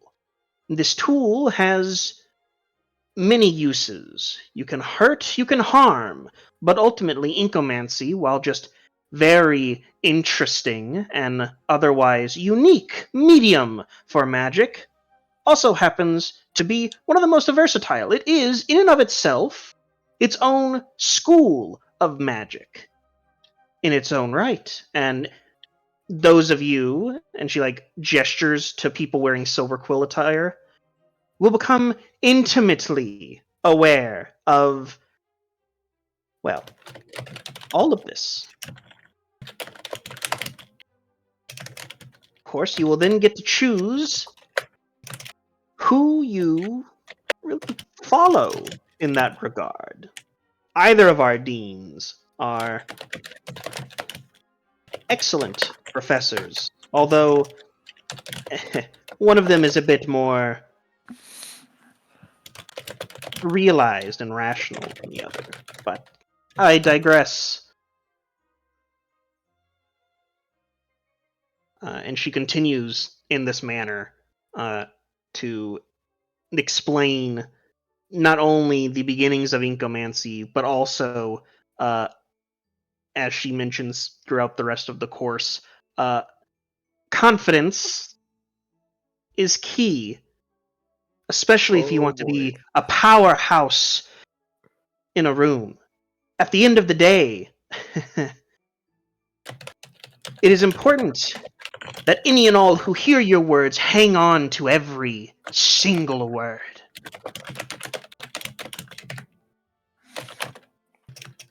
Xeris would inquire as to which of the deans is more well-versed in inkomancy. That would be our Dean of Shadow, Professor Liu.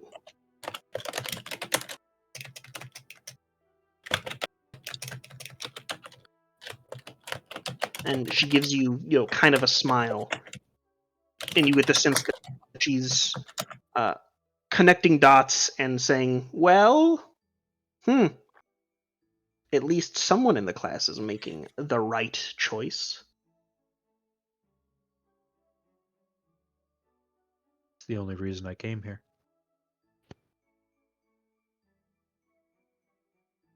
Oh, I like that attitude. I really do. Well, then, over the course of this course,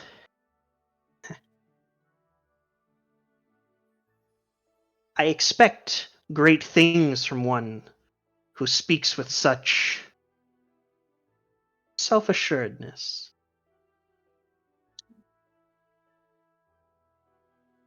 And then she looks around to the rest of the students and says, "That's your mark, by the way."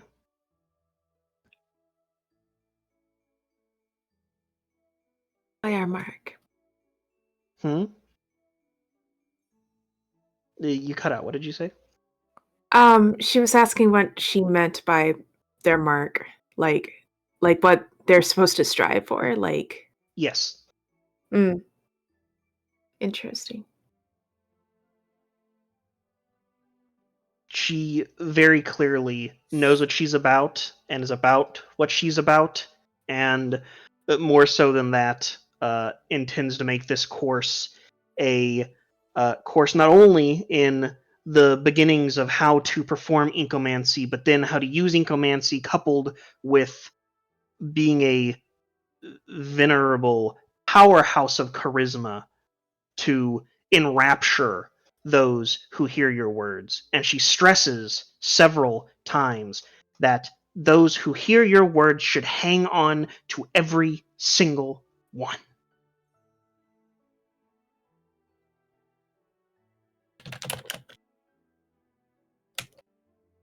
And despite through all of this, Shuvadri continues to just sort of exist as a bit unperturbed is the best way to describe her. Her sense of inner peace is one which cannot be stopped, combated, or otherwise dampened Talk about her. by the sometimes scathing words of your professor. Mm.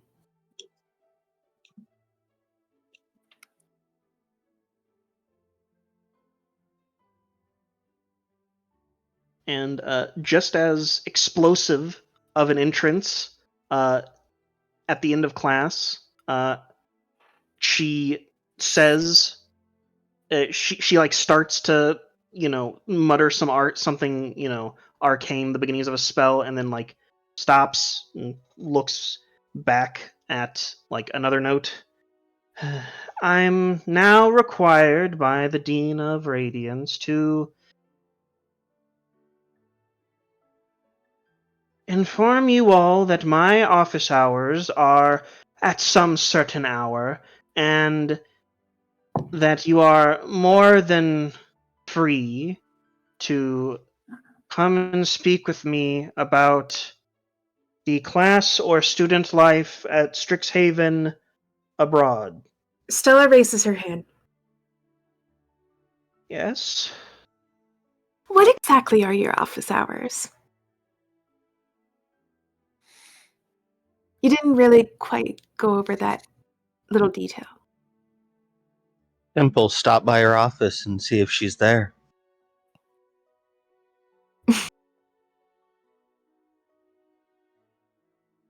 If you must be told, instead of, well, just following the crowds.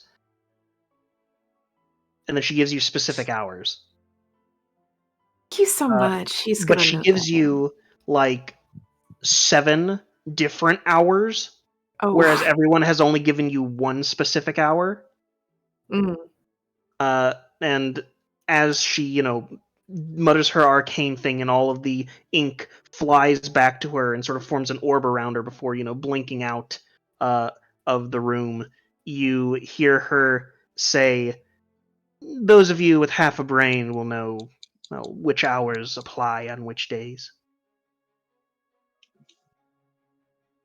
Do any of those? So was she writing those?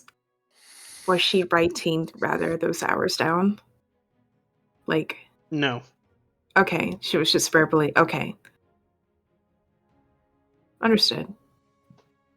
Yeah, and if you are to attempt to direct to like a syllabus or hardcover type thing, for this it's just a blank sheet of paper with one word at the bottom which says, hey, or sorry, not one word, one phrase that says, "Hang on to every word." Mm. And that's all you get as the closest to a syllabus for beginning incomancy. Stella's just going to lift up her fancy quill and write in bigger letters on her parchment, underlining it, hanging on to every word.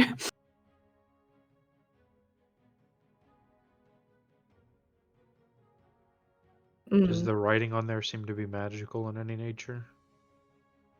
Or does anything about the page seem to be magical? That's a good question. No, but you get the sense that if one were to transcribe exactly what Professor Brina had said, you can imagine elegant ways in which it can be arranged on this sheet of paper. Can we try to make a roll to try to discern that, or? I mean, it's just a feeling you get, but if you want to visualize it, then feel free to roll an investigation check.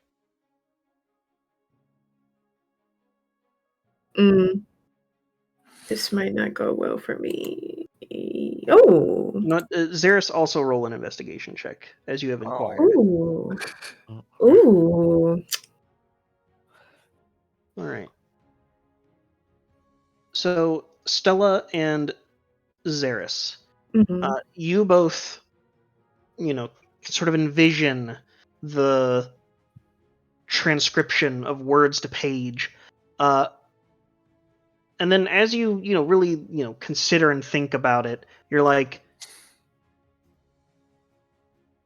would this be a magical aura? She said her ink magic wasn't a magical aura, but the paper she left seems like it could be magical aura-esque in terms of its ability to take things from around it and put it on the page. Interesting.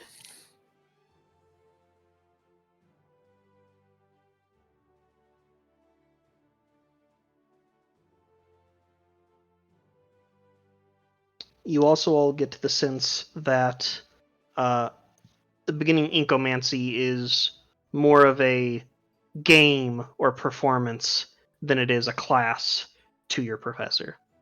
If I put some ink on the page, what happens? The ink begins to arrange itself in ways to write out certain lines that Brina spoke during class.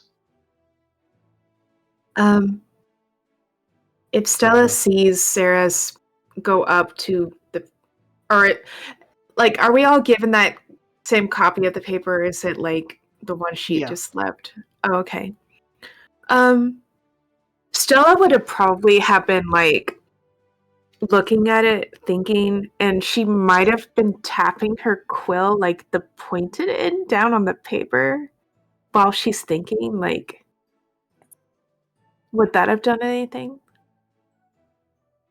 I mean, every time the ink touches the page, Yeah, there's that's not what I enough mean. of it to form a word. Mhm. But the dots of ink do sort of dance around the page. There's put enough ink on the page to figure out what the message would be. So when she sees the dots kind of dancing, she would like cock her head and like she'll draw a line underneath. Like she'll underline the phrase, hang on to every word on this particular page. Nothing changes, except now it's underlined. Oh. Almost like the page just sort of accepts that to be the correct thing to do. She then tries to... Let's see, Zaris, you said put enough ink on to interpret? Is that what you said? It takes a fair bit of ink. And it's a collection of phrases that your professor used, and somewhere towards the middle, as the phrases are sort of in a circle around something in the middle. In the middle is written out one of those 7 office hours. Nice. What happens if Stella were to just test a little doodle on that page, like off to the side, like using some of her ink? As you go to draw it, the drawing sort of undraws itself, unfolds itself, and sinks back into the page in different phrases that Brina used. So like you get the highest highs, we call it art. Different lines that Brina used.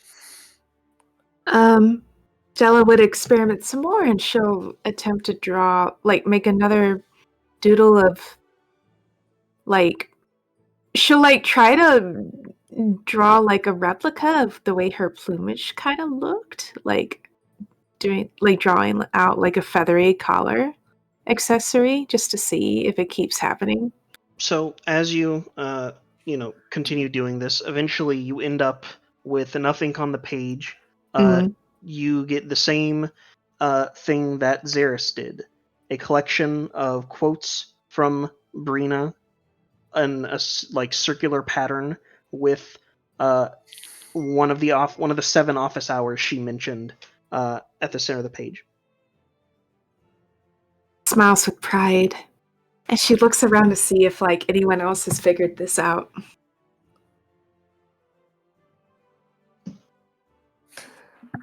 Xeris would have left as soon as he figured out when the office hour was, just because class was over at that point and he wanted to go get books about incomancy and stuff. So Xeris probably wouldn't be in the classroom. Eska's absolutely not unbothered. Absolutely, just, I don't need her office hours. Does Eska look kind of frustrated or flustered or anything like that? Does he look like he's struggling? Or he's just not trying? Her personality is a lot. I don't want anything to do with it. Stella kind of looks over her shoulder and kind of watches Eska for a moment, and she says, "Do you want to know what her office hours are?" No, not particularly. Okay then. I think I'm in the wrong class. Oh. Why did you decide to take this class?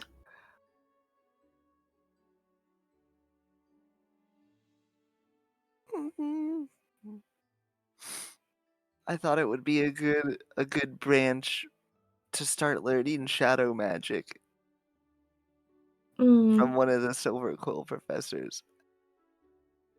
I'm not good at writing.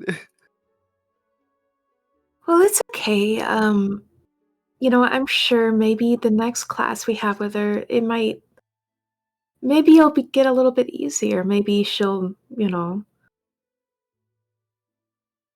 I mean, I do admit she kind of does give off a little bit of an intimidating air, but, I think it's all part of the course of learning about confidence and how to wield it. Yeah, that's the part I'm struggling with for now.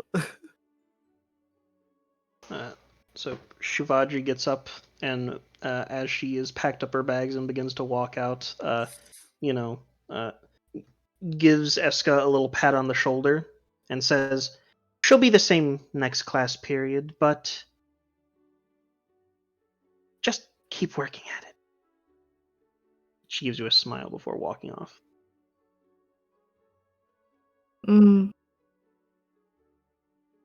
Stella's gonna gather her satchel and her notes and keeps that particular parchment that they were all given, with the hours scribbled on it, or formed on it rather, made known, and she's gonna start heading out, but she'll turn to Eska and say,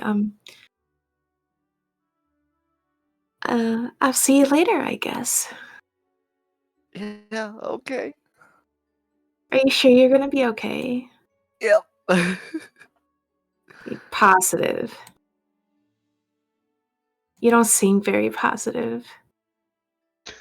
Yep. Just finger guns. Yep. There it is. Stella just kind of makes a face like she doesn't really believe him, but she just lets it go at that, and she says, "No, see ya."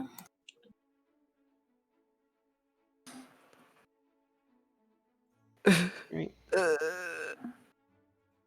Alright, get back in here, Stella. We're not done going through classes. My bad. I was immersed. You left. But I'm getting you back in here. Stella decided to play hooky. No, I forgot that we were supposed to keep sitting here. My bad. The next we still have the history class. of magic and art and Oh, the good. introduction to archaeomancy. Yeah. So here we go to the history of magic and art. The people in this class are Bane, Xeris, Stella, Sky, Rykon, Romhilda, and a fire genasi who is well built named Xanther. Oh. So Xanther's here whenever all of you get here. And as each person comes into the classroom, he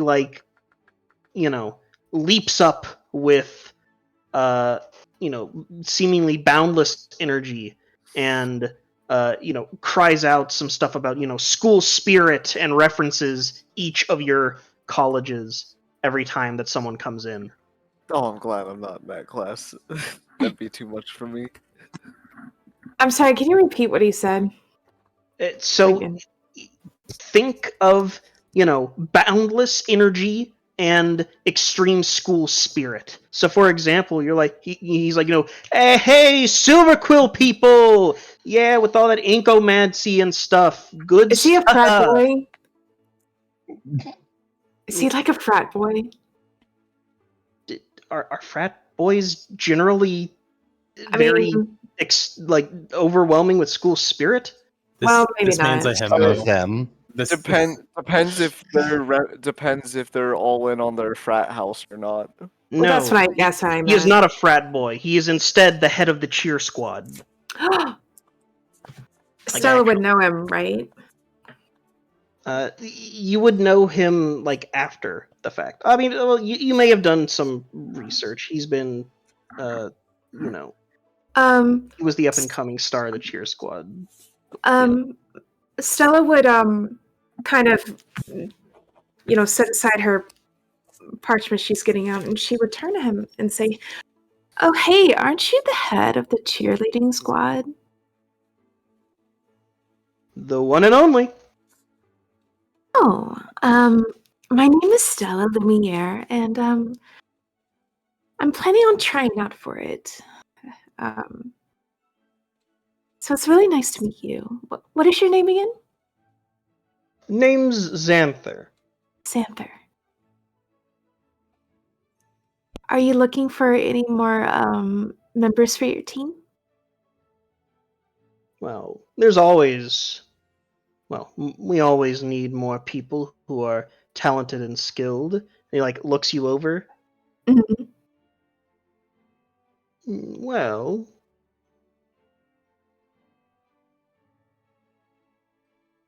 you look like you are easily thrown, so that's a good start. Really, it is.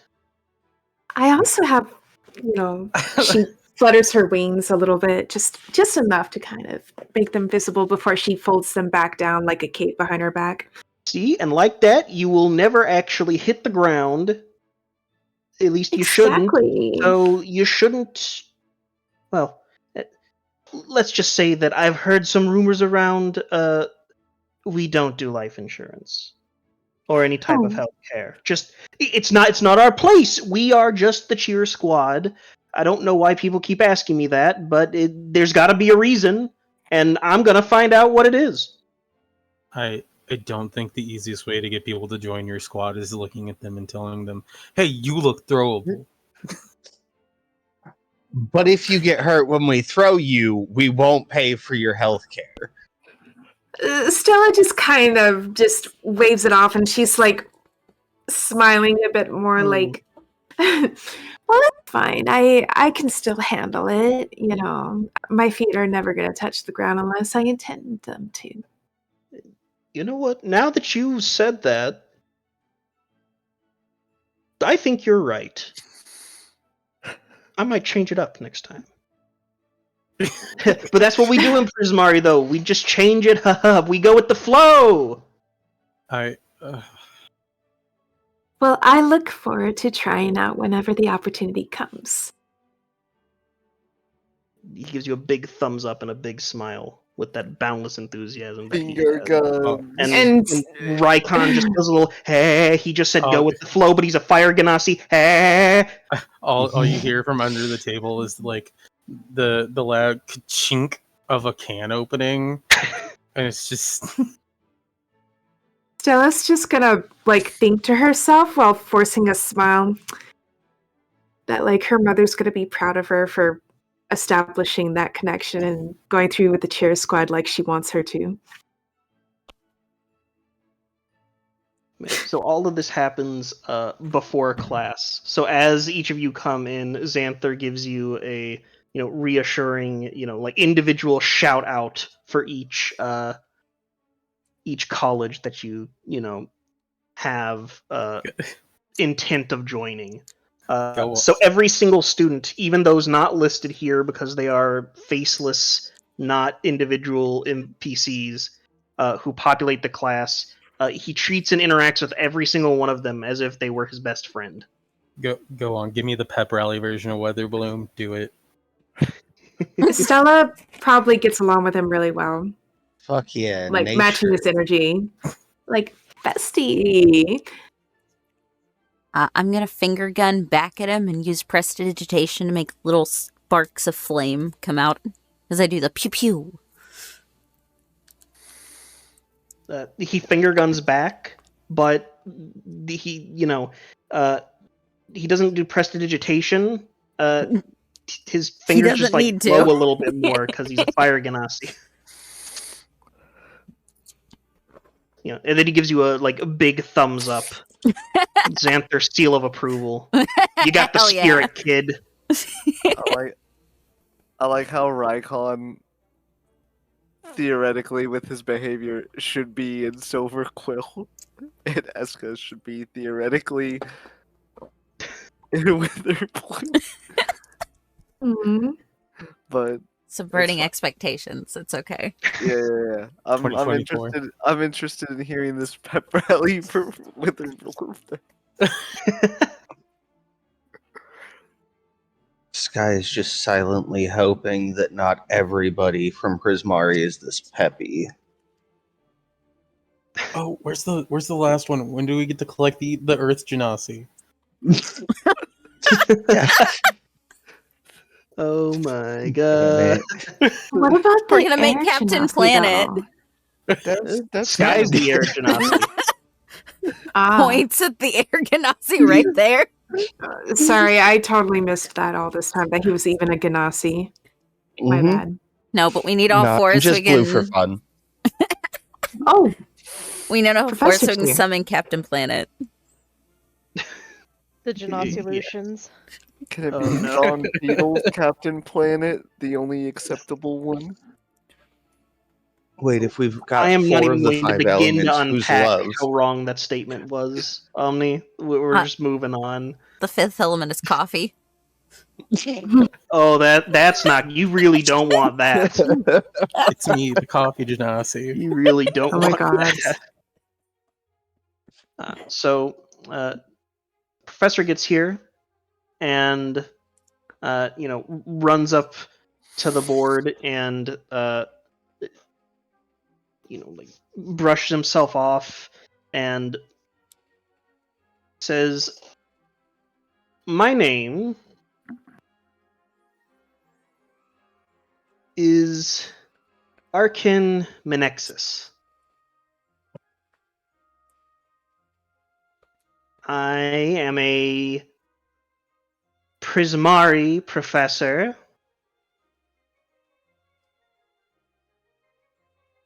And, well, my focus and study is on, and then he proceeds to, actually bust a move and then strike a pose, dance ensembles." Stella just kind of raises both her brows, but she nods, like she's internally saying, slay. I'm gonna instantly raise my hand. Without breaking the, pose at the end, he, gestures towards Bane. Do power slides count? When choreographed correctly, anything counts. Hell yeah. And then she's gonna air guitar. I like your spirit. At the mention of spirit, Xanther, woo, yeah! I'm like his so too. glad I'm not in this class. Stella is like feeding off of this energy. I She's love like him. smiling brightly. Visibly cringes. This We is have a woo guy. Darius is probably wishing he could take Ecomancy too. have found favorite class.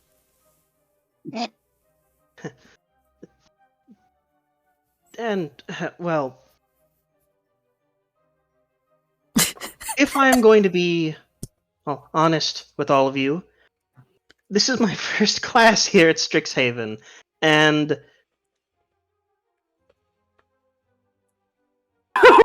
I really, really hope that we can take this space and utilize it to find ways that each of us can work with each other collaboratively to unlock the heights of your creative potential.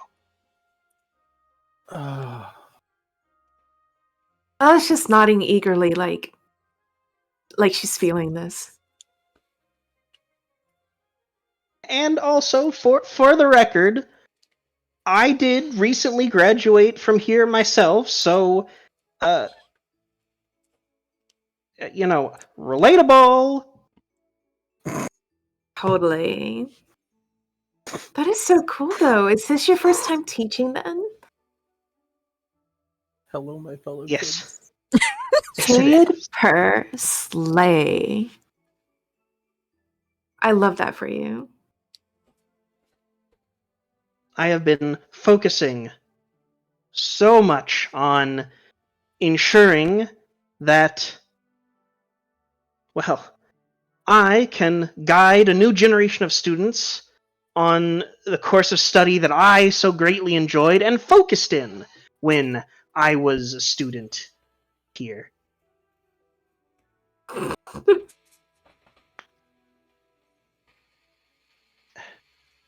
Well,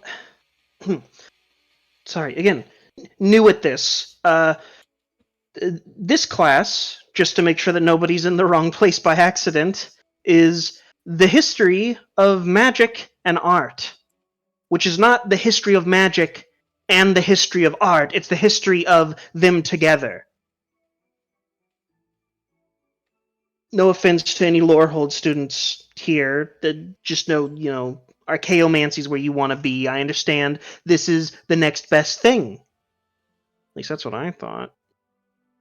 I may have started out as Lorehold, switched to Prismari at second year. It's perfectly fine. I wasn't really in Lorehold anyway, but I had the drive, or at least the ambition. At least that's what some of the teachers told me. But that's neither here nor there. Does anyone have any questions for me before we look at the ways that we can incorporate magic into art and how it has been done so in the past? So do you also have any alpha sours? You said you're new, so I wasn't sure if... Yes, and, he ruffles through, some note cards that he has, and he, yes, and then, he lists out, the time, and it's more than 1 hour or two, so it's 5 hours, but unlike from Inkomancy, you get the sense that he actually has all of these office hours. As opposed to, if you're smart enough, you'll figure it out. Stella's just going to make a note of that about this professor. That he has ample time on his hands with his office hours. Can I get his name in chat, please? Yes. Thank you. That's him, Professor Ongo Globally. Arkin. Minexes. Yeah. And as far as, what to actually call him, he's made an explicit, point of this. You can call him whatever, you like. You can call him Arkin if you want. Professor Minexes, just Professor. Anything along the lines is good and cool with him. Whereas most of the other professors have just sort of had an assumption that you will address them by their title. He's like so chill. I bet he sits on the desk too. Oh, I hope he does. He's No, too he busy. leans casually against it. So he does every now and then, lean or sit, but he's always moving as he's going about his, lecture, as it were. And you notice a very trained and almost expertise level of intent and focus, elegance even, to his movement, as he's going around and writing stuff on the board and talking to people. It's almost like he's up there doing his own choreography on a grand stage. So, like, the way his mannerisms are, it's like he's constantly performing. Kind In a way. At the very least, his movements are still performative. That's what I meant to say. Yeah. It's like his He's a mannerisms. dancer. his Every movement. move is a dance. Every move is a dance. Stella raises her hand. Yes. Are you a dancer? I just have to say, I really like your technique. Oh, I appreciate that. And, just so we are clear, he then proceeds to, go into a breakdancing, head spin before, going back up into, teaching position, as it were. And he says, not a one-trick pony, but enough of that. Breakdancing's next week's lesson. Are you Stella's going to clapping make us like dance? she's so excited for this. Well, what do you say, Are you Sky? going to make us dance? No. That would be... Well, it does seem like it would be fun, wouldn't it? But no, that's not a requirement of the course. Because I'm more the musical side of performance than that. Well, we do have... and he shuffles through the note cards again. We do have a whole chapter on that. We just have to get there. In about a month.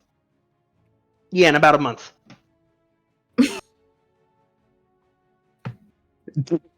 Bane just starts to pick up the guitar and then gently and depressedly sets it back down. Mr. Arkin? Yes. What made you want to switch colleges? Well, truthfully, I didn't really have direction, as it were. I didn't know where I wanted to be, truthfully. And, well, if I'm being perfectly honest, it doesn't really matter where you choose in your first year. It matters where you choose in your second year. So, the short of it is, archaeomancy is above art in an alphabetical list of topics. But what made you choose Prismari? Like, what... Why did you find that appealing? Well, it all started in the second semester of my first year. You'll encounter this soon enough. There is a interdisciplinary course which is taught by all of the deans collectively. They rotate through. You get to know each of them at least a little bit, and the tenet they represent. Well, let's just say one class with our Dean of Expression, Nasari, and I was sold.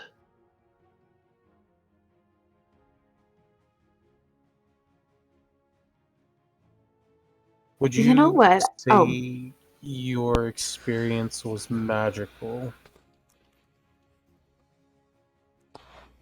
If I was smarter, I would have used that phrase on my application to be a teacher here, but it seems like I didn't need it.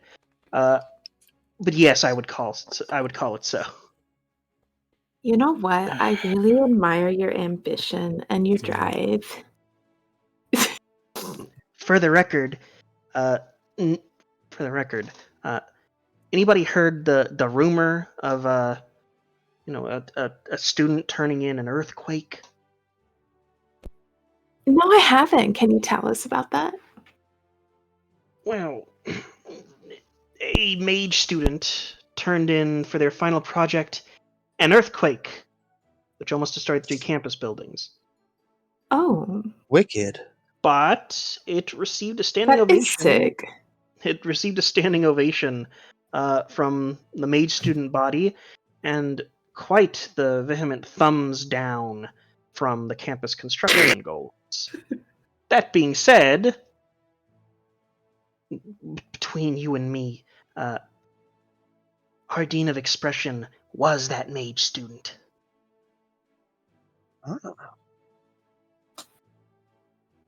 Slay.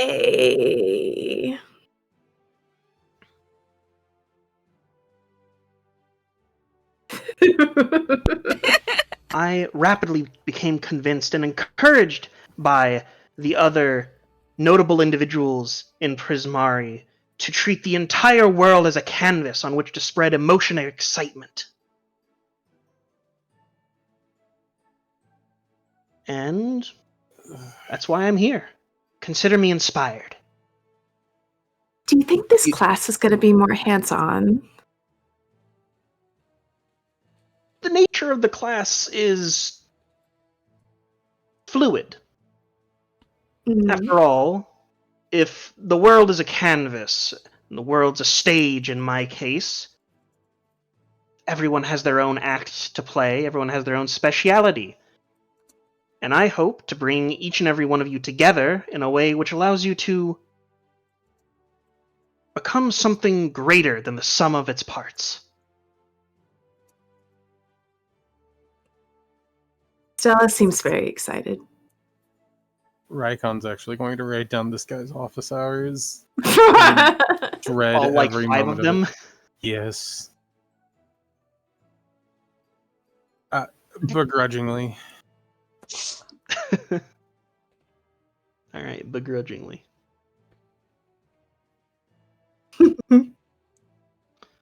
Alright. His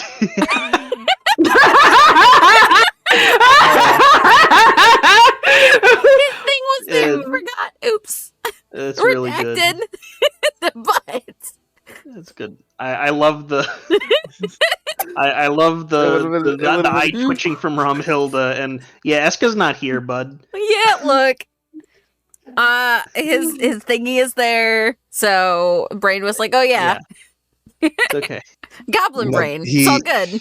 Oh, I would have left as soon as the guy started yelling "school spirit." I would have walked in. I would have pushed the door open, heard that, and then closed it and backed away. Just look to where he would have been. Start the finger gun. Oh, never mind.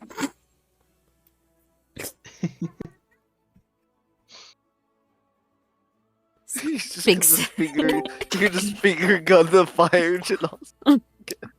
Alright. Oh my god. Do we have Romhilda back? Yeah. Excellent. I like the touch of the eye twitching. Am I the only one? It's me and Stella that like the class. I think Stella has liked every class. Stella likes school. Well, she's just generally excited to be here and, is eager to learn and especially likes the fact that she's being independent and being able to make more of her own choices and do her own stuff. The only person more excited and into school than Stella right now is your professor. Oh no! I think Professor, it's why do you have a skateboard? Does not have a skateboard. We should get him a skateboard. I'm gonna make him a skateboard. My first Ooh, paycheck, he's getting a skateboard. Oh, I So, could like, make him is he a much razor older than scooter. us? No, he's not much older than you. They don't have health insurance in this class. For some I By his forgot what he timeline- looks like. Mm. Who? The professor, Arkins. Well, I forgot like what he looks like. I'll put it in game images. He's also in the Prismari College dossier. Oh, he has a he's kind of hot.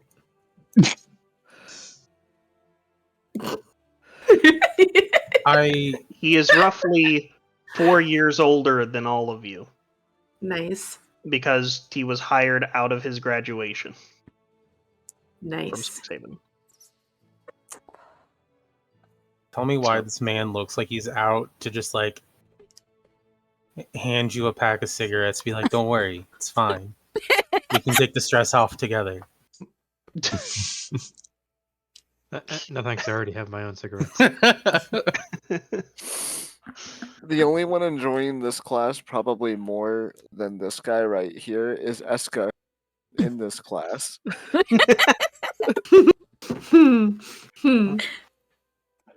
Anything else with or about the history of magic and art?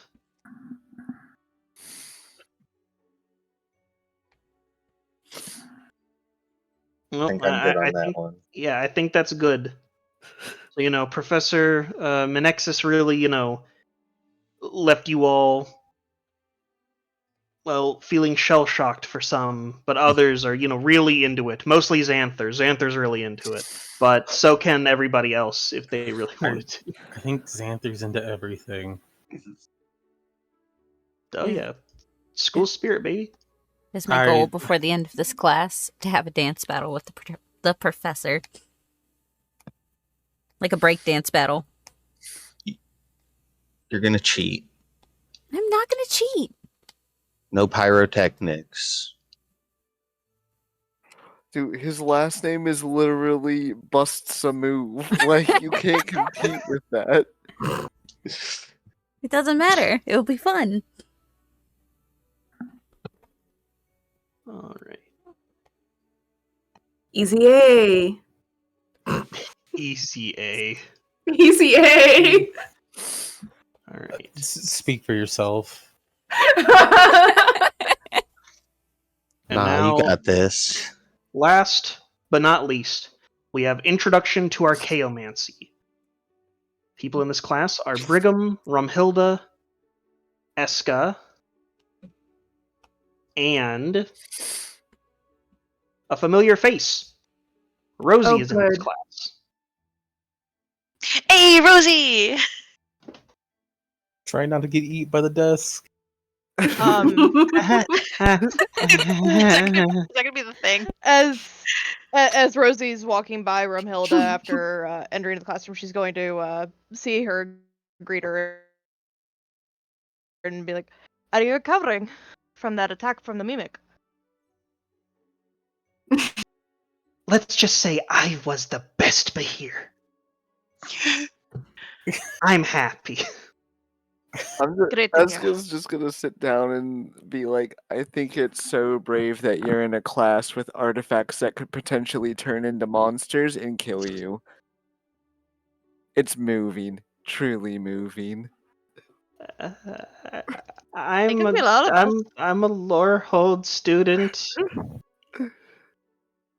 but I guess anything could anything be? Oh no. I'm sure I'll be fine. I've got my friends here, right? You'll pull me out of another one, right? Yeah, absolutely. If I must.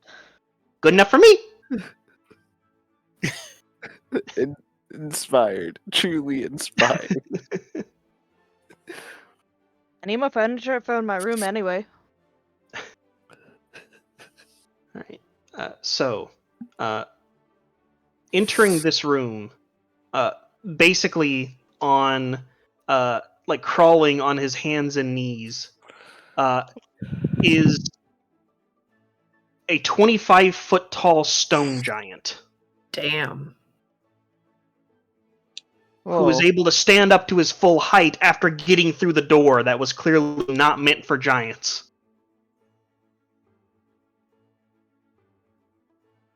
So I imagine this classroom has a really tall ceiling. Yeah. You get the sense that the tall arched ceilings match the height of the biblioplex in general, because there is a second floor to the biblioplex, but it's like 60 feet vaulted ceilings out in the actual biblioplex.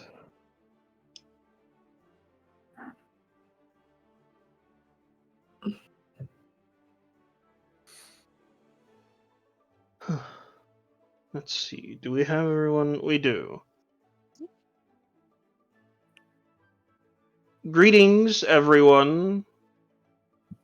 My name is Osgir. You may have heard of me in reference to the Reconstructor. And he, gestures around him, and things begin to materialize, like, all over him. Like things that look like they came straight from a dig site. Ooh. This guy is decked out in things that can only be considered relics of the past. So we're talking like he's got 2 like ancient scimitars that have been sized up for him, like crisscross on his back. He's wearing extremely old gilded plate mail.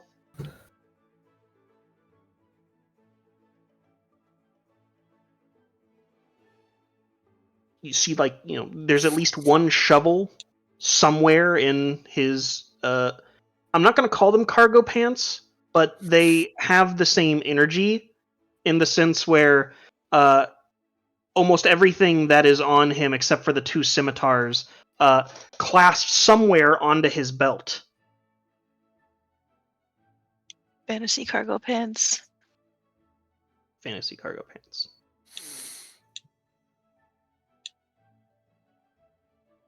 This class is the Introduction to Archaeomancy.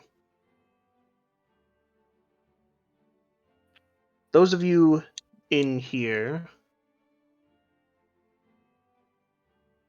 I assume that at least a fair number of you are Lorehold students. The rest of you, you can tell me honestly.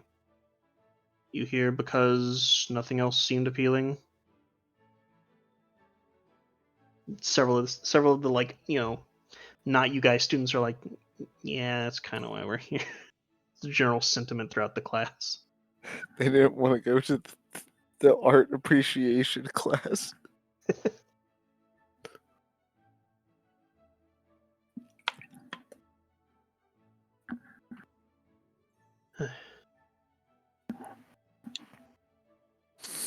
Well, we will be doing things very hands-on. As a start, we will discuss amongst ourselves the importance of connections to old civilizations, how learning from them can tell us more about how we can improve, and how to better ourselves and others and society.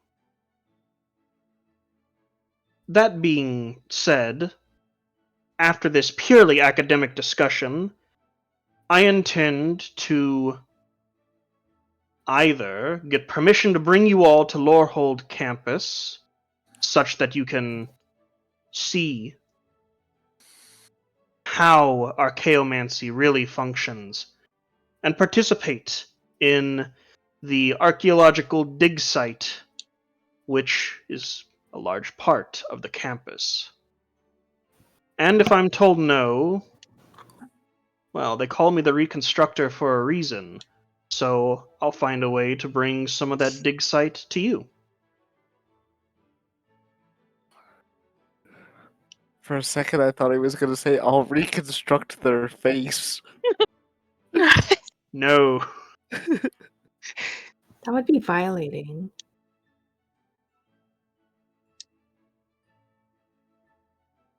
Wait, for some, I'm sure it'd be an improvement. Ooh. Burn. Can Rosie breathe? Yes, Rosie's fine. Rosie's fine. Okay, good. Rosie is fine. He doesn't actually take up this much space.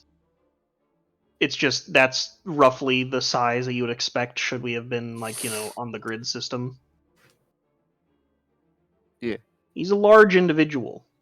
Rather impressive.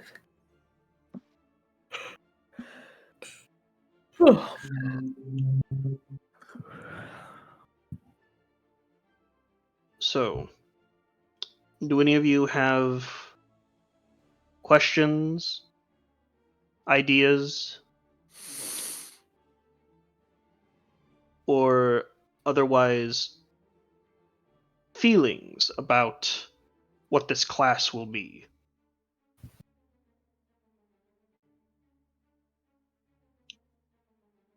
Brigham raises his hand. Yes? So if we're studying magics and like magics with people gone past, is there going to be like a sort of heavier focus on like enchantments and that sort of thing, like enchanted items and like physical effects, or is it mostly going to be more on like the civilizations themselves and the kind of magic that they used to do? There will be a bit of both. I would be telling falsehoods if I said that my expertise lied anywhere other than in unique and enchanted magical effects. As you can see, and he gestures to his entire attire.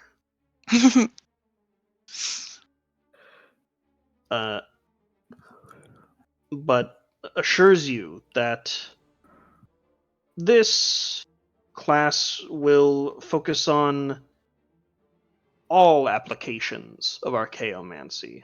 And those of us in Lorehold who care a little bit more about the civilizations rather than the relics that they created,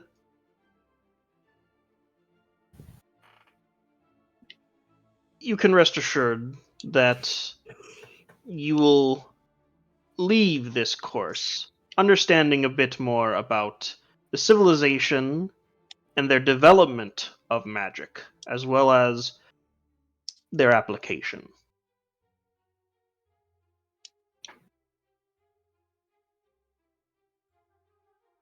Brigham nods, satisfied with the answer.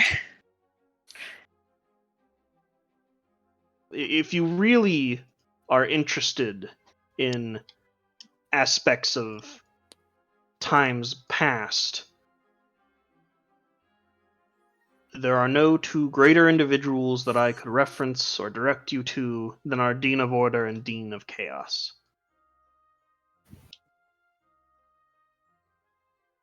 If you want to learn military history, Dean of Chaos. If you want to learn about, spirit studies and how people did things, Dean of Order. Dean of Order. He jots that down. That being said, many of the deans do have open office hours, and it's not like their offices are secret. But that is only if you wish to go and have a conversation. You'll get a chance to meet all of them soon enough. The interdisciplinary course offered next semester, I believe,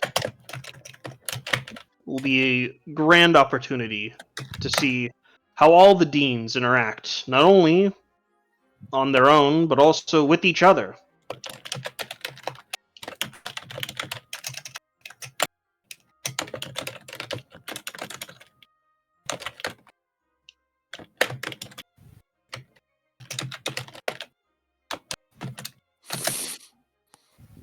Well, if there's nothing else to discuss, it's time to get to work. And he, it looks like he's gonna have to stoop down to, write on the, chalkboard up at the front. But he just grabs the top of it and just like lifts it up. So it's now about his level up on the wall. It's a bit farther away and a little harder for you to read.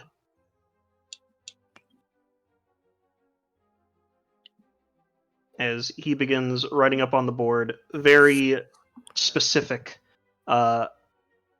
Basically, he writes an outline on the board detailing the structure of the class and everything. You get the sense that his teaching will be very by the book, whereas some of your other professors are a little bit less the book.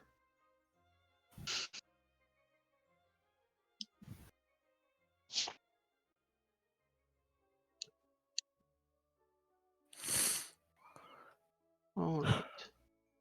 So we now have the full list of courses, and you know who you are able to interact with. So again, this was a big setup moment, such that now you are aware of at least one name in each of the colleges, who's your professor, and you can lean into it however much you so choose. The extracurriculars will be taken care of either in the interim, so as to not bog down the story and flow, one-on-one over the course of the next week, or we will do whatever needs to be done come next week. But we are nearing the end of our allotted time, so I suggest that we wrap up here, and you all can utilize your free time over the course of the next week to really think about ways you would like to interact with either your professors or the people that you will come to know, either through your job, through class, through extracurriculars, stuff like that. And then we can start rolling with, more actual interactions rather than here's all your classes, you're still meeting people. Classic, first week stuff. But we will be moving on to at least the second week of classes come next session. So we'll move more to we know each other and we're kind of friends. Yeah, and we're gonna be getting our extracurriculars next session too. If we want to keep things moving, we can have the conversation about that, or just hand wave it in the interim over the next week. But you should be set up in your extracurriculars next session, and you will get the actual opportunity to, once you have your extracurricular, to choose which, if you have multiple, or just the student or other NPC that you'd like to interact with and get to know better. Be buddy or big rival if Esco really wants Quintilius to boo him at every performance. Just tossing that one out there. That was a request that was made, and you will have to make a rival of Quintilius, which won't be that hard, but it's just I'm just being candid here. If that's the path you want to go down, go down. If I try out for the, what is he in, the theater Play club, Actors Drama Guild. If they're like, "What's your audition?" and I make him pick a card and then blow up my minor illusion all over, like I'm sure he'll hate me. Just feed into his ego and you'll be fine. No. You misunderstand. Esco wants him as a rival, not as a friend. I think it'll just be. I see. I think it'll be just be super funny if he just shows up at random hours to just boo me. Like he's like going out of his way. Like I'm like home on spring break and he tracks me down just to boo me. I stopped streaming on my end. I need to go, unfortunately. Yeah, I think that Very tired. I think that we're wrapping up, and